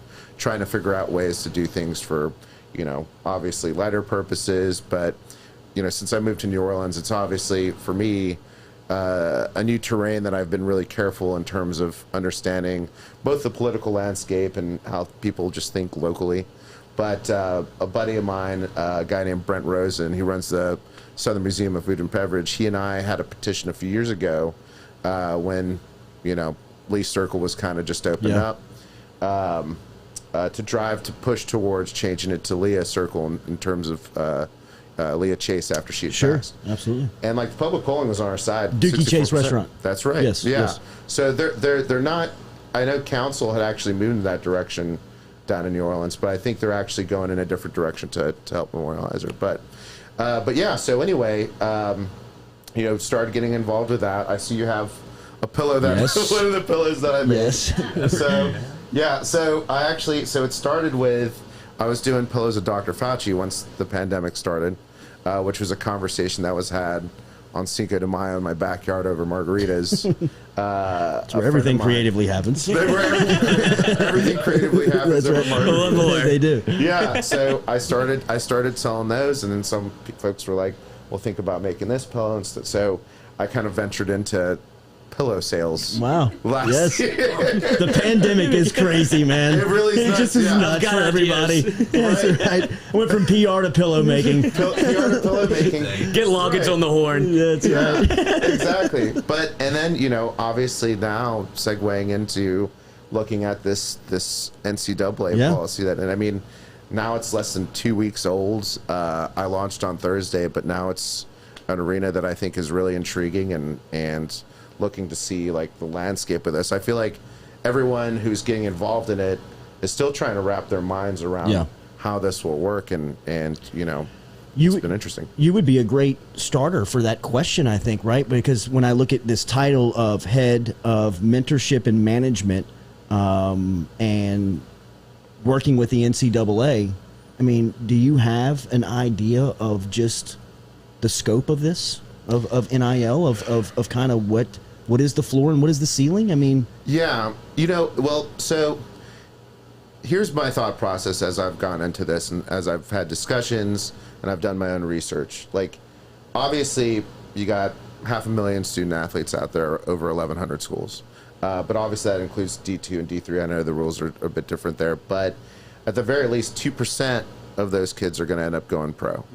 The numbers in terms of kids who think they are going pro. Sure, 100. Yeah, absolutely. All of them. All of them. But, so, for that 2%, the larger firms and obviously bigger entities, those are the folks who are going to be seeing like the $2 million Nike scholarships and all those other pieces.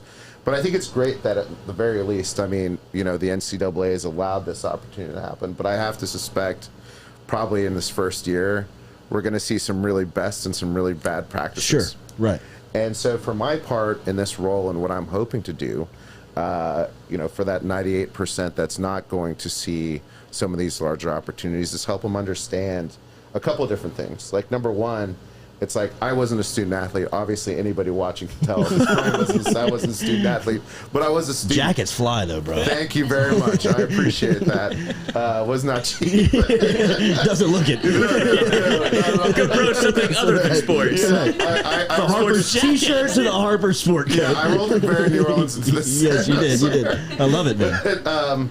But anyway, I remember being a student, and I think we all have that a similar situation where you're a freshman, you walk in to your student activity center, and you had like the local bank set up their table outside, sure. And they're like, "Hey, I went to George Mason, and I was there during that 06 final nice. run." Nice. What a run! Yeah, that was awesome. What a run! And that's pretty much the only thing that we're known for. Right. So I'm glad I can at least have a real attachment to that. 06 class. What a conversation starter. I was there. Yeah, Right. absolutely. Right.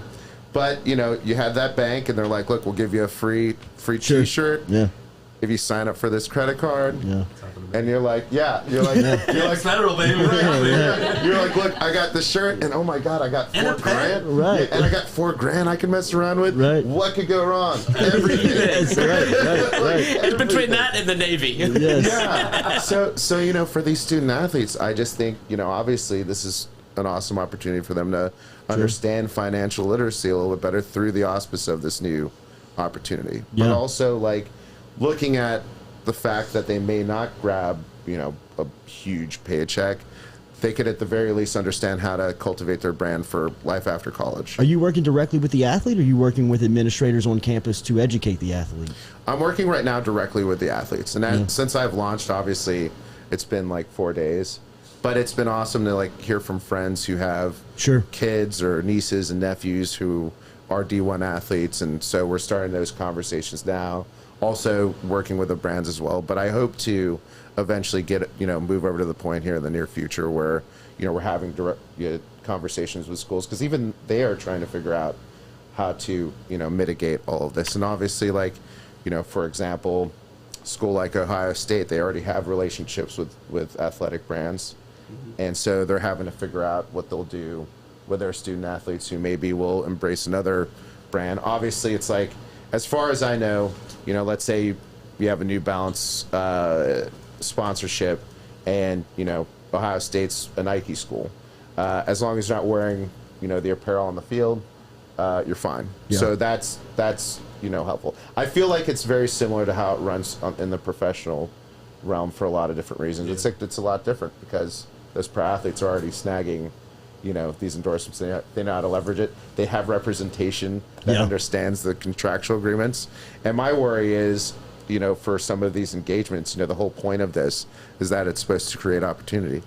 But I envision, if these kids are grabbing all these endorsements, I'm hoping that they have the time to study in between being on and off field, court, pool, what have you, and not just making TikTok videos all day in order to fulfill whatever agreement they have with some of these sponsorship deals. How nervous does it make you for people that you see, or athletes that don't have representation, that you see out there like signing deals left and right, and they don't really know what they're getting into? See, and that's a big piece of it. It does. I would have a lot of cause for concern, especially because they don't know what they're getting themselves into, what they're agreeing to, what they're seeding as a result, like other sponsorship opportunities. So I really feel like we're at this point towards a wild, wild west scenario that I have to imagine, either at the school level, the conference level, or maybe the NCAA will take another look at this policy a year from now and decide, how they'll be moving. I think the quote that's living and breathing, the one that everybody takes away from it, is one that originated right here in Baton Rouge with Stephanie Remp, who's an associate AD, who said it's like building the plane while you're flying in the air. Right. I think that's a very much good visualization of just the unknown of where everybody is on it. Yeah. I think it's a step in the right direction, though. These kids can't get jobs while they're doing. Their jobs are being students and being athletes, and so I think this opportunity to allow them to create some sort of income generators is great. Yeah. But I think they also have a really great opportunity. Assuming most of them are going to enter the professional workforce. 80% of these student athletes come out with a 4-year degree. That's a really high number. Yeah. And, they'll go on to be dentists, lawyers, what have you. And I think using this 4-year opportunity, they can easily build up a brand that allows them to create another income generator after school, too, if they're thoughtful about it. Because, you think about some of these, smaller sponsors or local sponsors, they may not have the money to help directly, put a check towards a student athlete, but they may have the digital assets to help them build the followerships that make them more marketable in the future. What's your thoughts on businesses like Matchpoint Connection? I don't know if you're familiar with it, but it's here in Baton Rouge, which is almost like a quasi dating app for student athletes and businesses. You go create a profile as a student athlete, a business has a profile, they can search one another out, and you can match each other almost like, like their profiles, right? Yeah. In a circumstance like that, and that's another layer of it too, making sure that these student athletes embrace sponsorships that won't create a barrier for them in the future. Right. And so I think, certainly with a model like Matchpoint, depending on the engagement, what are they asking them to do? Are they having to use the platform? Do they have to talk about their experiences? Do they merely just have to put a post up promoting it? And I think that understanding of these contractual agreements is going to be something that plays into the importance of what happens next. The crossover of your background in this is extraordinary, right? Public relations in this space. It seems like, especially here locally, right? Especially here from our stance in covering LSU's athletic department, they could have used a lot of public relations guidance throughout a lot of their stories that have happened over the last decade. Yeah, and it's like in the most extreme examples, we've seen a story pop up now and then where you have a student athlete who's tweeted something they regret. Sure. And there's always that element in peace, and certainly it's like, now that we're living in the age of social media, I think that also requires and involves some instruction in light of this new opportunity, because you'll probably hear and see stories like that pop up, a prevention of a capability because of that. So I just think there's a lot of, different pieces of education that could go in, and I'm hoping that, through some of the project that I've done and kind of like, my experience in the political sector, and obviously being a small business owner and having contracts gone well and having contracts gone south, that I can help navigate this world for them a little bit better. And, obviously like my whole pitch is just making sure that whatever they do during their 4 years as undergrads impacts them for the better once they're done. Do you see a scenario, like we've all mentioned this being almost like the Wild Wild West, do you see a scenario where there's a contract that becomes so large that the NCAA almost has to reinsert itself into the conversation and make a ruling? Absolutely. I think it goes to that question. The NCAA doesn't necessarily always act in the best interest of a student athlete. Right. Amateurism. And I, for a year, consulted with them on their opportunity program. All those ads you would see, on TV about the dedication to making sure. And look, it's like, I don't really want to bring up the NCAA, and I think it'd probably be a minute-long conversation until it goes to pure chaos. Right. But, I think at the very least, obviously they know there was a lot of public pressure for them to see these athletes get compensated. I had a friend who was a part of the class action lawsuit when he saw his own likeliness used in an EA Sports game.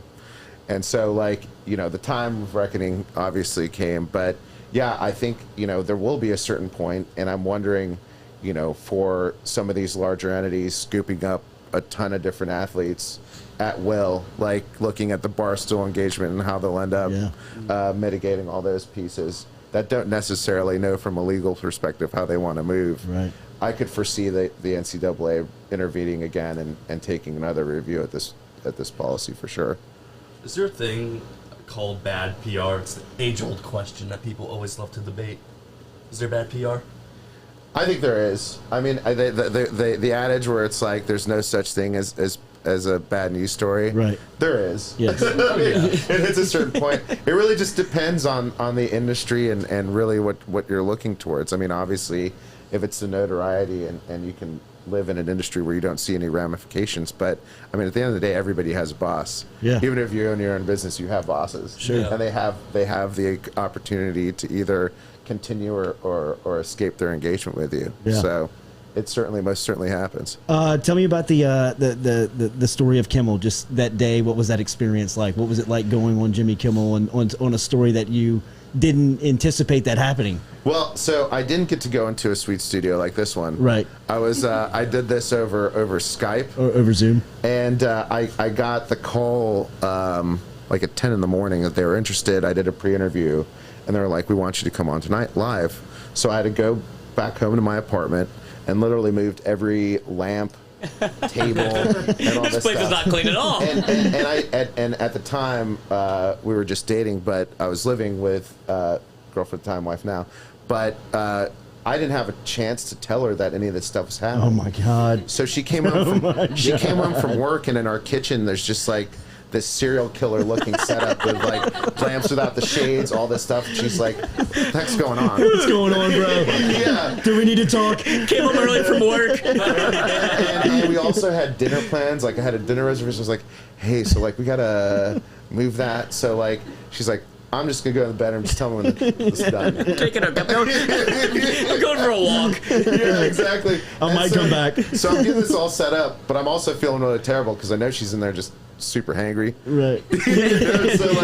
So it was as anticlimactic as you could possibly imagine. So like they throw me on. The funniest part was they wanted me to do like a music quiz. Like they wanted me to finish the lyrics. Okay. And so like I mean I know Kenny Loggins as well as anyone in this room does in terms of like his movie hits and all catalog. that stuff. Sure. His catalog. But I knew that there was probably going to be some obscure song that I wasn't prepared for. So I took the time, again, in a real serial killer looking fashion, to write out the choruses of each of his, like, wow, kind of like. How much Adderall do you take? No, it really looked like I was fueled with like 30 milligram extended release, and so I had that piece of wall. So my wife closed the door, and behind her there's all these sheets of lyrics with all these lyrics, and again, it's not looking like a great scenario at all. And Eric, we need to talk. Yeah, absolutely. So Can you log into the GIMP suit? Right, yeah, exactly. So, you know, they do the pre-interview and they made sure everything was good. The interview happens. It's done. I closed my laptop and I just went to the taco joint down the street and just got everything on the menu and came back. I like knocked on the bed. I'm like, "Hey, I'm famous. Who wants tacos?" Yeah, and we're just eating tacos, just the two of us, and this thing's broadcasting. I'm like, "Well, that was weird." That's a hell of a day. You want to talk about that? No, we won't talk about That's a it. hell of a day. That's a hell of a day. It was nuts. That was, I mean, it was pretty crazy. But yeah. This was nuts. The next day, the Washington Post did like they used to have this free circulator, and they had this full spread, and it was like my face next to like Kenny Loggins' face inside of a heart. But it was like this full page thing, and I would take the train into work. I had an office job at the time. And, you know, I'm seeing all these people, like, read this article, and I'm just kind of standing in the train, like, kind of like, "What's up?" You know? Maybe notice me? Yeah. No one did. Which is a very DC thing to happen. Yes. It's like, no one ever really looks up or says hello to anybody. Right. Very rude. Yeah. Kind of just Very New York. Like, if you're not taking a shit on the train, then, like, you're walk right by you. Yeah, exactly. Everyone was just so focused, but it was just that whole kind of, I mean, it was definitely like one of those strange 15-minute Right. of fame experiences. Am I famous? Yeah. Yes, that's right. Yeah, but Did anybody see me last night? Hey. Yeah, but I'm glad I did other things because for the longest time, people are like, oh, you're the Kenny Loggins guy. And I'm like, You've been pigeonholed. I guess it could be worse. I'm like, I have a job too. I have feelings. Like, It's the Footloose guy. Yeah, he's got a great coat. Let him in. Yeah, you must love Footloose. I'm like, I've heard it a million times. I have the lyrics written on my wall. Yeah, absolutely. But I saw him last time, and I was in LA last year during the pandemic, and got to kick it with him. We had lunch. Nice, bro. But we've stayed in touch. And it's kind of bizarre. It's a bizarre Sure. friendship. Absolutely. The happenstance. Remember that time when you came to my living room Yeah, and played music? Absolutely. Eric, thank you for making the trip. Thank you for the knowledge. this was awesome. Do you call him Kenny? Mr. First name Loggins? basis? Kenny Log? For sure. At this point, it's Absolutely. Yeah. I gave him $30,000. Like, Yeah, Ken, pick up the phone. Yeah, absolutely. I hope you pick up the next time we call. We want to do this again. Dude, absolutely. And Yeah. I feel like in less than 6 months we'll have a much better picture of where this is heading, and we'll probably have like LSU players hawking for Chevy trucks and For sure. yeah. I think that'll be here. That'll be here before we know it. But hopefully, ultimately, again, it ends up helping what they want to do in the future, and this ends up being a really great thing. Thank you, man. Thank you, Erick Sanchez. Appreciate you, Jordy. From go see him. He's on Twitter at Erick M Sanchez, or Erick M Sanchez is where you can find. He's the founder of United PA _ is where you can find them on Twitter. A great public relations firm, and as you heard, so many success stories along the way, and a great follow just to keep up with the information. We'll have him back on at some point before football season or within football season to talk more about it. We're brought to you by Go Chevrolet,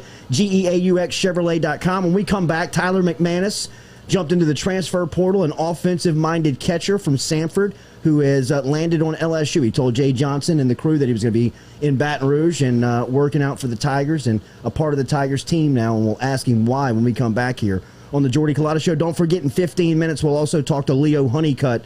Leo Honeycutt is the author of the autobiography of Edwin Edwards, who passed away this morning, the longtime governor of our state, and somebody who fought and loved the state of Louisiana, died this morning.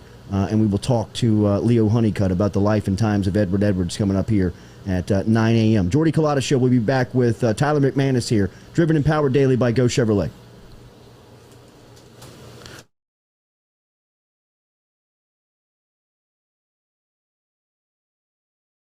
Are you self-employed? Then you need to learn about Angel Oak's Home Loans Bank Statement program that they're offering, which makes you eligible as a self-employed borrower to purchase or refinance a home without requiring a tax return. If you want to learn more, get in touch with me. Email me, Jordy at jordyculotta.show.com, to learn about the bank statement loan program offered by Angel Oak. Jordy at jordyculotta.show.com to learn more. Gearing up for spring and summer down here in South Louisiana, and you want to keep your lawn maintained during these sunny seasons, get in touch with our friend Blake Abear over at Abear's Lawn Maintenance, where he says, you grow it, I mow it. 225-485-8022. 225-485-8022 is where you can find Abear's Lawn and Maintenance, the official lawn and maintenance company of the undisclosed location. Go Chevrolet is proud to announce Go Express Auto Sales, the new used car lot located in the capital city of Baton Rouge, Louisiana, at 11522 Florida Boulevard. Go Express Auto Sales is online at goexpressautosales.com, or you can search them on Facebook and social media at Go Express Auto Sales, the newest addition to the family of Go Chevrolet. Remember, Go Chevrolet is located down in Laplace, Louisiana, but now welcoming aboard Go Express, the new used car lot located in Baton Rouge, Louisiana at 11522 Florida Boulevard. 7, 6, 5, 4, 3, 2, 1. You'll never have the sacred stone. Oh, this you crazy mother.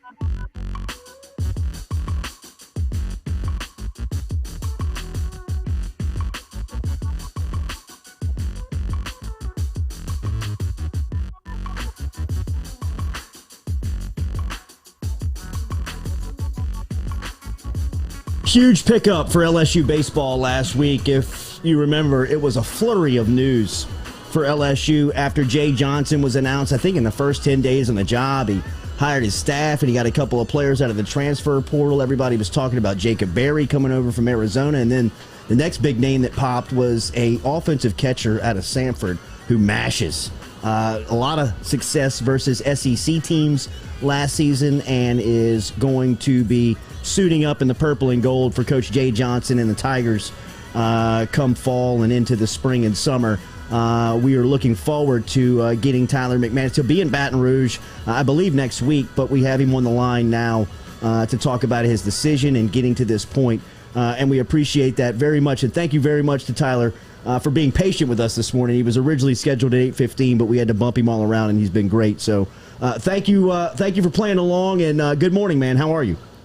Doing great. How are y'all? Doing good, man. Tell me about getting here, this decision, what it's been like for you after the season ended and you had a very successful season with Samford and then decided to jump into the portal and ended up at LSU. So it was a little bit of a whirlwind. Finishing the season and then looking at the bus, seeing that all my boys were leaving, a lot of upperclassmen that we had returned for that COVID year came back. We played our year, had a pretty successful year for a mid-major school, and then looking on that bus and knowing that all my boys were kind of done with ball, or at least moving on to another team, and then our head coach leaving kind of led me into jumping in the transfer portal, see what I can do. I knew I swung it well enough to go and compete at a higher level day in and day out. I just wanted to test the waters. I knew I had a place to bounce back on if I needed to at Samford, but I wanted to see if I can get somewhere back home and somewhere bigger. And obviously the one team I had in mind was LSU. And I think within a few days, I got in contact with Coach Johnson and got on campus within a week or so. And, I mean, the facilities are amazing. And then the personality of both Coach Johnson and Coach Kelly that I met with that day were just, I mean, it was an opportunity I couldn't pass up. 346, 11 home runs, knocked in 53 in 2021. Hello, offense. Welcome. Yes, indeed. What is the emphasis for you this offseason in improving your game? What are you looking to get better at? Well, I think I need to improve defensively, but I mean, offense is just is a work in progress always. I mean, you always got to adapt and evolve to how people are going to pitch you and just understanding how people are going to try to get me out. So, I mean, just getting reps defensively, offensively, and just trying to improve and be an overall just weapon defensively and offensively. You spent a season at Delgado. You understand the landscape of SEC baseball, just the passion of it. You mentioned that you had your eyes on LSU. What's the LSU program mean to you? And now that you're a Tiger playing for them and representing them? So I grew up in Slidell, Louisiana, so I'm only about an hour and a half away. Obviously, everybody around here loves LSU, whether it be football or baseball, but being a baseball player, you always look up to those guys that put on the purple and gold every week. And, I mean, just knowing that was a dream of mine as a child, and then slowly it became a reality, and now it's here. It's exciting. Can't wait to prove myself. It's not the end game by any means. It's just another stage in order to compete. So I'm excited. Can't wait. Hell yeah, man! Congratulations on getting here and then working once you get here. What has the conversations been like with Jay Johnson, and what is what's the relationship like before you guys, I guess, officially have met? So we talked a few times, little scattered phone calls here and there, trying to get me on campus and just talking about what he was looking forward to putting together in Baton Rouge, and then what he saw my role would be. And then when we did meet, he was just nothing but great things to say about me and the recruiting process, but he was also more focused on how he could develop me and improve my game in order to make me a force to be reckoned with. Anybody you look up to in the game? Anybody you watch and try to steal a little bit from? I mean, Yadier Molina is just one of the best defensive guys in the league. And he's always, I mean, he's been in the league for a while, and he's always changing his game in order to be more effective, as he gets older. I think it's just always interesting to watch how he can be athletic behind the plate. Tyler McManus joining us here on the Jordy Culotta Show. What did you make of the World Series? What do you make of the SEC, knowing that you're jumping into a league that saw two teams battling for the national championship and has the reputation as the best in the country? I think there's no other league I would rather be in. We got to play in Starkville. That was the regional we were in with Sanford. I mean, been in the biggest atmosphere according to D1 baseball or however they label Starkville, but stage is just something to prove yourself on. And I think the guys we have around us in Baton Rouge and the coaching staff and the fans especially, I think there's no other place you'd rather play than Baton Rouge on a weekend series. Bro, you dominated SEC pitching. I think when you look at the league and the reputation that they have, a lot of that comes from those Friday night guys. What did you make of the pitching in the league and ultimately the success that you had against SEC hurlers? I mean, I just took it as a challenge, and I mean, I always wanted to take that challenge and try to beat it. Seeing a Friday night guy and knowing what they do best and how they get guys out and trying to eliminate that. Usually, being in mid-major school, they don't see you very often, so they think they're just going to use their stuff and get you out. So knowing that and taking that into consideration when you take my approach to the plate really helped me out. And talking with Coach Dunn at Sanford when I was there, we would always talk about approach, and Coach Moss as well before the game starts, and even as the game went along, see how he was trying to attack us and how to beat that. That 346 pops, bro. But then when you put that 346 next to a guy like Jacob Berry, potentially Dylan Cruz, Trey Morgan, Cade Doty, you had an opportunity to think about how potent you guys can be once you roll it out next year? I mean, I can't help but look and see those guys that I'm going to be shooting up with, and I'm excited, man. I'm excited to be surrounded by guys like that. Just can't wait to get to work. You talked about your approach with your former coaches at Sanford. What did Jay Johnson sell you on his approach? Because he comes into LSU as this hitting guru and this offensive mastermind. What did he sell you to make you come to LSU also? He just sold me on everything that, because we didn't get into too many specifics yet. That's what we're going to meet with in a few days or so. But he said it starts before you even get in the box. It's all about what you know about the guy and how he gets certain people out. And it starts with a routine. I mean, you come to the field 30 minutes earlier than everybody else just to get there and get settled and understand what you got to do and get in the rhythm. So that stage is not frightening. It's just a place to play. What's your summer plans? Work out, get better. Oh, yeah. I'm actually sitting in the gym parking lot right now, waiting to get in. But, yeah, just trying to get as healthy as possible, as flexible as possible, and as strong as possible. TMac _2566 is where you follow him on Twitter. Tyler McManus, the transfer in as LSU announced it last week. Huge offensive numbers, and we'll meet with Jay Johnson next week. Did you take T-Mac from Tracy McGrady, or did you think that you thought that out on your own?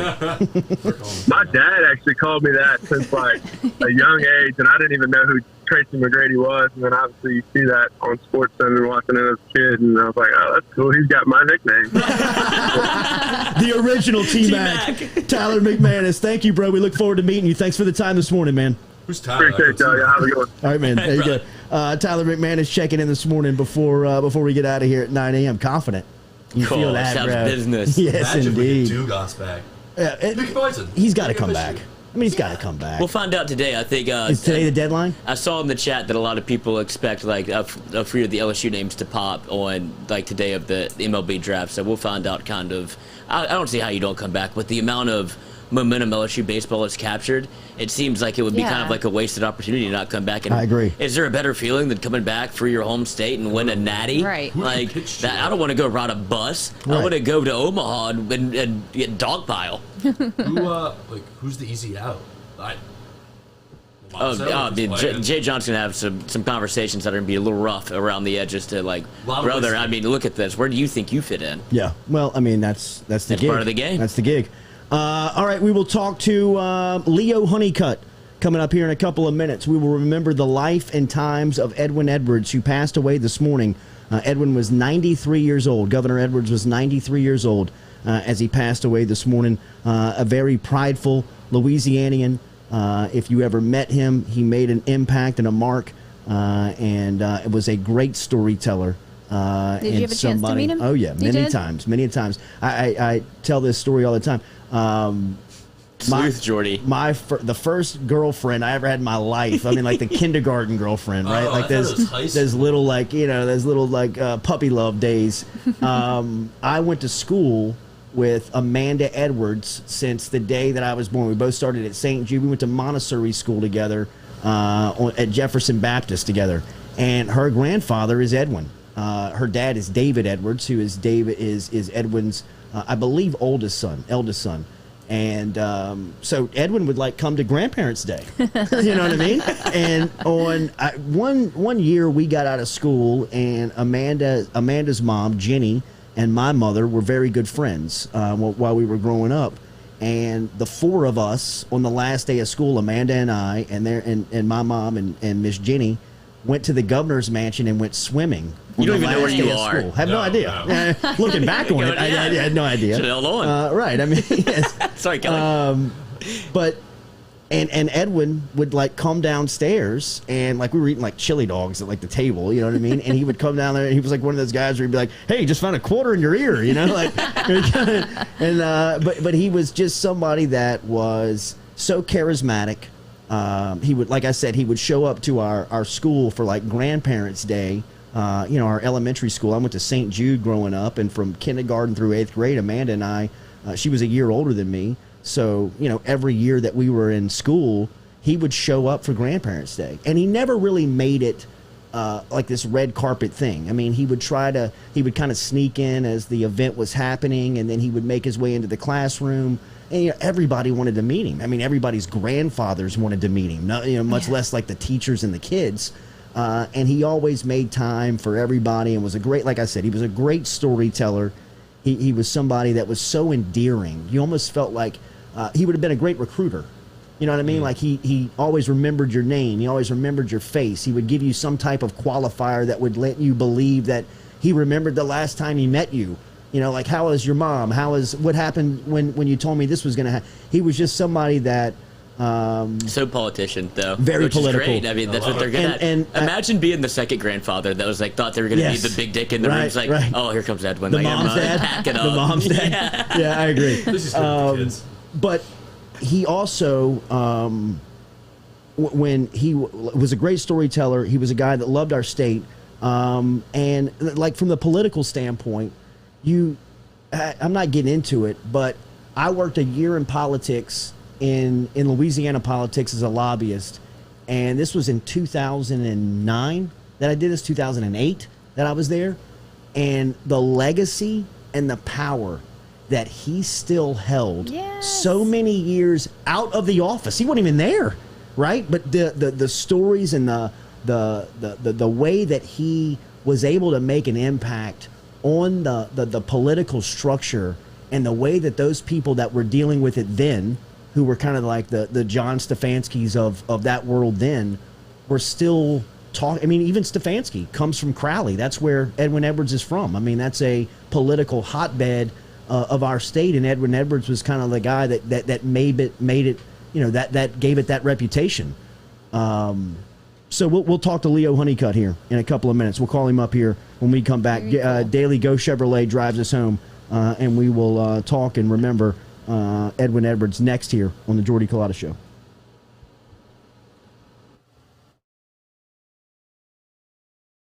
Are you self-employed? Then you need to learn about Angel Oak's Home Loans Bank Statement program that they're offering, which makes you eligible as a self-employed borrower to purchase or refinance a home without requiring a tax return. If you want to learn more, get in touch with me. Email me, jordy@jordyculotta.com, to learn about the bank statement loan program offered by Angel Oak. jordy@jordyculotta.com to learn more. Gearing up for spring and summer down here in South Louisiana, and you want to keep your lawn maintained during these sunny seasons, get in touch with our friend Blake Abear over at Abear's Lawn Maintenance, where he says, you grow it, I mow it. 225-485-8022. 225-485-8022 is where you can find Abear's Lawn and Maintenance, the official lawn and maintenance company of the undisclosed location.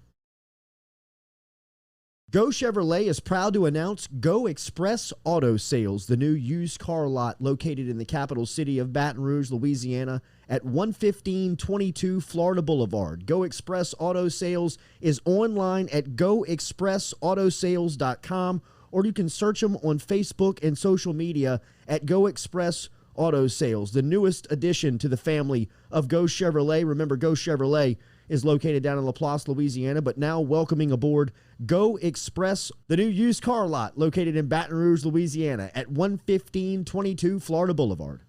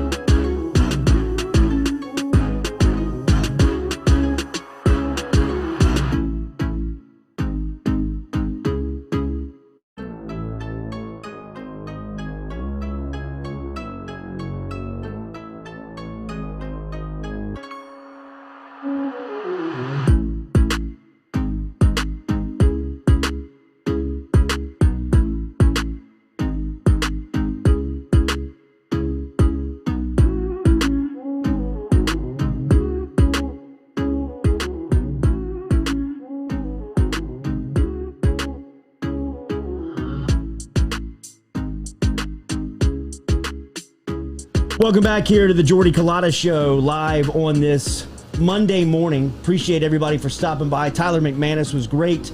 We also talked to Josh Pate, Erick Sanchez, and looking forward to our next conversation here on this, what I know is a very busy morning for our next guest, Leo Honeycutt, who is a storyteller. He's an author. He's author of the Edwin Edwards, Governor of Louisiana, an authorized biography that was written by Leo Honeycutt on the life and times of Edwin Edwards, who passed away this morning at 93 years old. We welcome in Leo to our conversation. Good morning, Leo. Thank you for your time. I know you're very busy.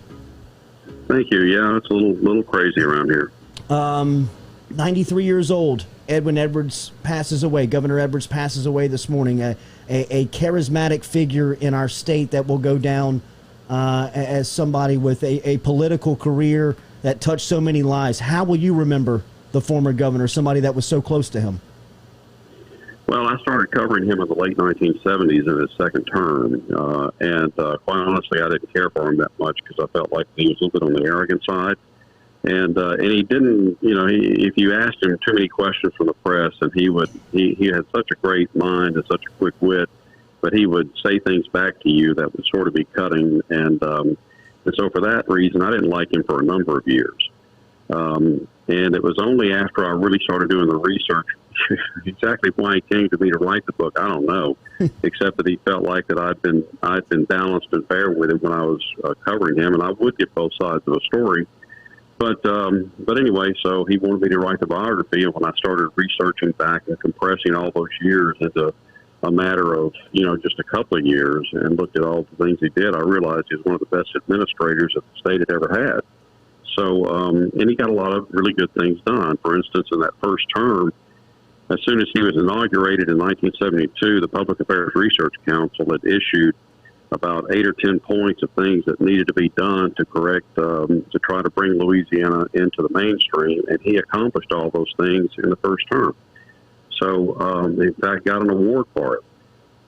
So, a lot of people still want to criticize him for the gambling and that kind of thing, and I understand that. I was in that group.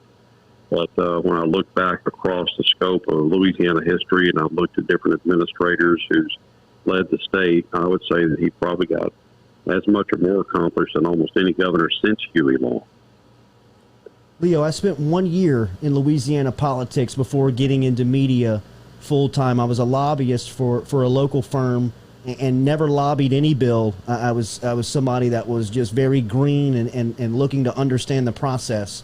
But one of the things that jumped out to me in my lone season around the Capitol was just, and this was 2009 that this was going on, was just the legacy and the power that he still held around that building with the way that people spoke about him.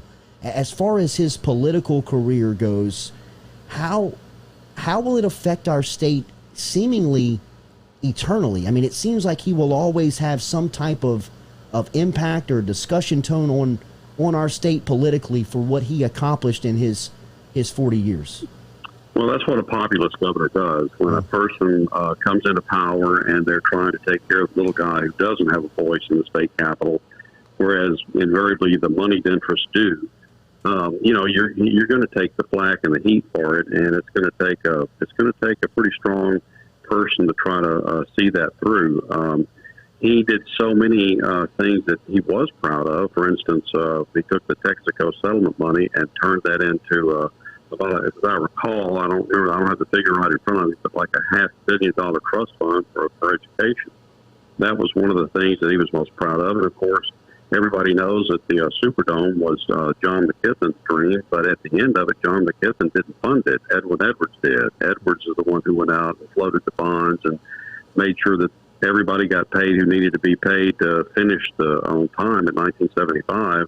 In fact, they had trouble, with some of the contractors on that, which seems like is always the case now, right up until, and he said, "You will finish," and they did, and so then that's when the Superdome opened, and has become really the palace in the Gulf South for almost any sporting venue, certainly, not to mention all kinds of political conventions that have been there. So that's just two things that come to mind that Edwards did. He also, in that very first term, in fact, in his second session as governor, even though he was fought tremendously, he was able to change the oil severance tax from just 25 cents a barrel up to 12.5% of value because he had the foresight to see that after the Arab oil embargo, oil was going to skyrocket, and indeed it did. And so by 1979, Louisiana became the most cash-rich state in the nation at a time when New York City was going bankrupt. So this guy just had a brain, and he had a brain that worked really fast. He knew what the 144 legislators were. He knew who their spouses were. He knew who their kids were. He knew where they went to church. He knew and he kept all that. And he would, I would ask him a number of times, when these people come after you and you're not going to get unanimity on the lawmakers, how do you get mad at them back, or do you try to cut them off, or do you retaliate? And he said, no, you don't ever retaliate because if a lawmaker can't be with you on one bill, then you can only hope that he might be with you on the next one. So why in the world would you want to create an enemy? And so I asked many times, to different people as we were writing the book, is that really true? Did he really act that way? And they said, oh, yeah. Even his detractor said, there's one thing about it. If Edwin Edwards told you he was going to do something, he would do it, and you could take it to the bank, and he would never stab you in the back with it. And I asked a few lawmakers, well, aren't all governors like that? They just about laughed me off the porch. Leo Honeycutt joining us here for a couple of minutes on the Jordy Culotta Show, remembering Edwin Edwards. Leo is the autobiographer of the Edwin Edwards story. You can pick up a copy today. In fact, I'm looking at Amazon right now and about to pick up my own copy here. It was written back in 2009, remembering Governor Edwards. From a political standpoint, is he the best politician our state has produced as far as reputation and just legacy goes? Well, Huey Long got far more accomplished in a very short amount of time, because back in that day, Huey was the first to use mass media to his advantage. And he was able to get his message straight to the people through radio. I mean, now we have social media and you can tweet and text and all that, but back then radio was the deal. And Huey Long was able to rally people around a radio set, families all over the country. And he, in a very short amount of time, was able to accomplish a tremendous amount. It's interesting that he came into power just as Edwin Edwards was born, and that was right after the end of the Great Flood of 1927.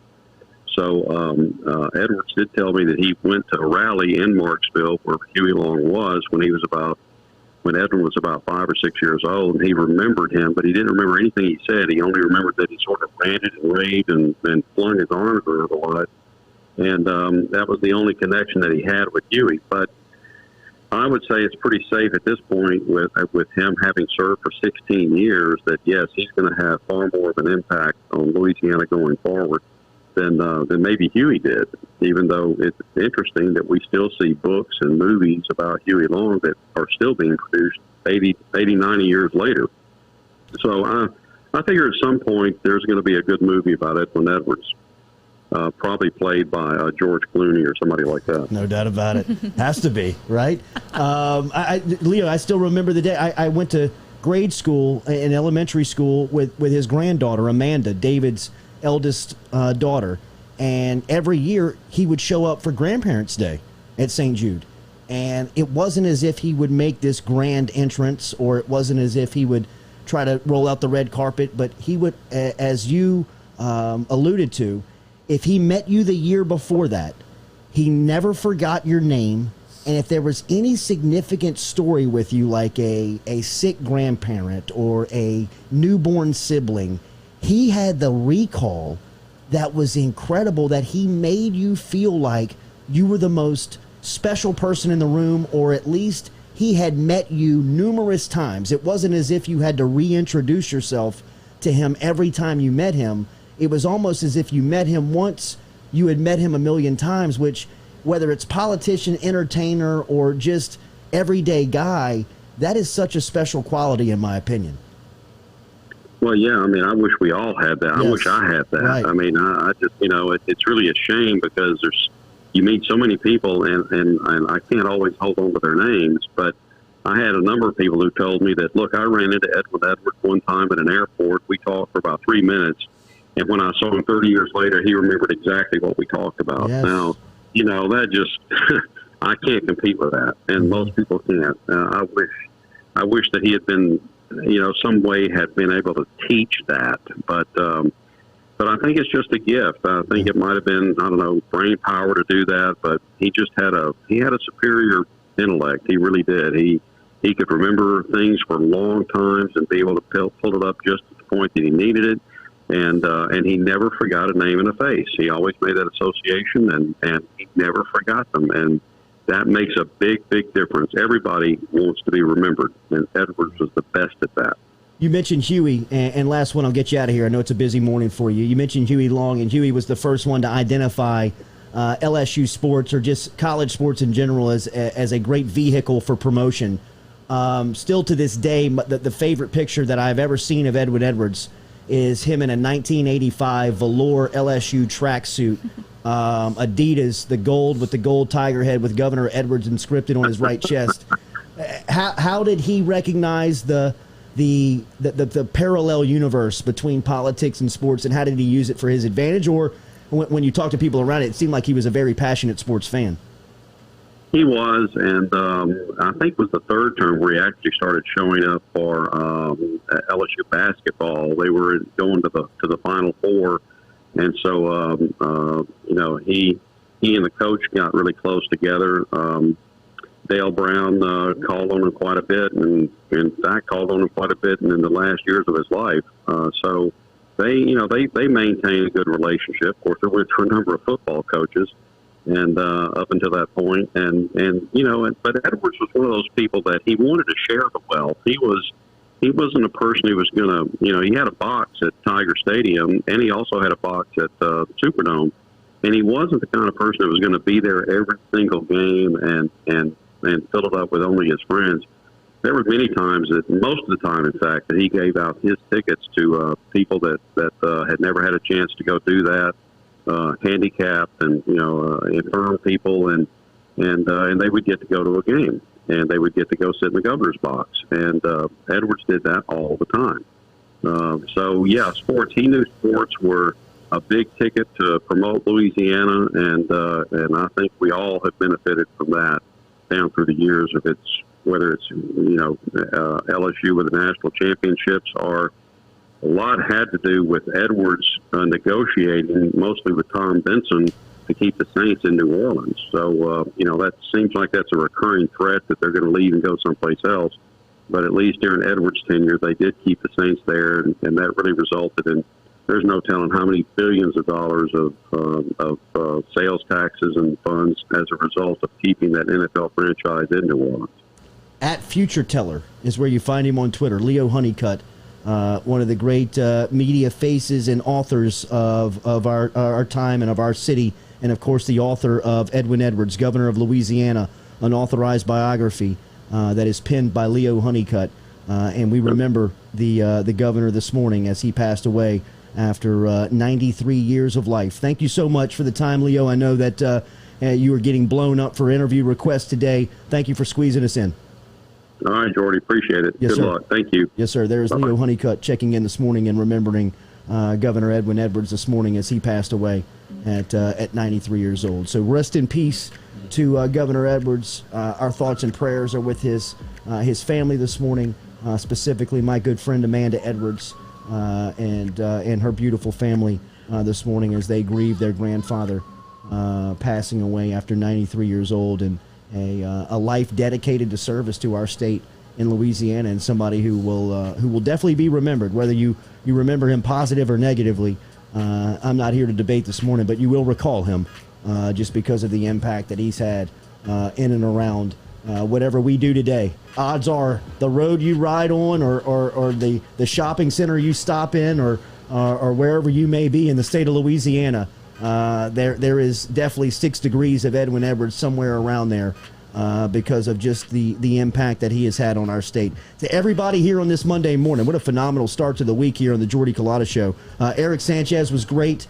Thank you to him for making the trip down from New Orleans. Katie, great job in setting up that interview on the name, image, and likeness stuff that he was able to bring in here. Tyler McManus was fantastic in talking about the new addition to LSU baseball and what he can bring. Looking forward to watching him play his final season of college baseball. Josh Pate was fantastic talking about recruiting in the SEC. We will definitely have him back on. Gabe Miller, that beautiful SOB, stopped in here at 10 minutes after 7 and remembered the Dustin Poirier Connor McGregor fight. Gabe Miller, of course, the owner of UFC Core Gym here in Baton Rouge, both on Sherwood Forest and on Perkins Road. I believe that's everybody. Beware the cauliflower ear. Yes. And Gabe, and let me tell you, Gabe used to double cauliflower ear, would have him at the bars, and dudes would still mess with him. I mean, it got to a point where it was like, I mean, these fellas must have a death wish. Yeah. You know what I mean? He was a bouncer at the bar back in the day. I was the DJ back in the day. Yes. Are you serious? This is at Dublin's. This is what is now JL's place. So makes so much sense. Yes, I did not, John I Landry's. never knew this. JL's place. Gabe was a bouncer. And you're spilling the ones and twos. Crew was a bouncer. I was the DJ. Were you good? Slamming cigarettes and Red Bull and vodka. Just sitting up there drinking off of a free tab, smoking cigarettes, and playing the latest. I mean, you'd play like the same song like 3 times in a row. You know what I mean? You would play. We played everything. God, are you still taking gigs? I mean, this could be a moneymaker. Wait. What was the catalog? What was the go-to? It was probably like 90s R&B. Yeah, no, it was like Nelly at the time. You know, Nelly was kind of like hot. Music. DMX. Yes. Bro, big days of DMX. Yes. Absolutely. The Chronic. Yes. The Return. Yes. 2001. Oh, my God. Yeah, bro. How much fun. But Damn. Gabe Miller was an assassin. Yeah, you got Jordy talking mad shit on the microphone, and he's like, Gabe, get that dude. Yep. Gabe, right here. He wants some. Put a cigarette on his face. The baddest dude I know. Has to be. The baddest dude I know. I mean, and it ain't even give me a close. scholarship. Ain't even close. Shout out to Megan making money in Barstool Bency. Did you see these two walking to work together this morning in New York City? Shout out to Meg as she was picked up over the weekend. What a climb Megan making money has made to the top. I mean, like, she deserves it. She's great. She is fantastic. She understands what sells. She knows how to play into it. And like we said, I mean, look, man, she embraces it. She Not her embraces fault. who she She's is. hot. She embraces who We she had is. this conversation the other day for like 30 minutes, me and Lloyd and Noah. And she can pick a winner. I mean, it's a hell of a formula, bro. Yes. Anybody can be hot, but to be hot and be good at gambling is the ticket. That's why we have Noah. Amen. Yes. Noah, welcome back, bro. It's good to see you. Have a great Monday. Jesus. The entire crew signing off here. We got Noah, Jack, Lizzie, and Katie. Jordy Culotta back with you tomorrow morning, 7 a.m. Amen.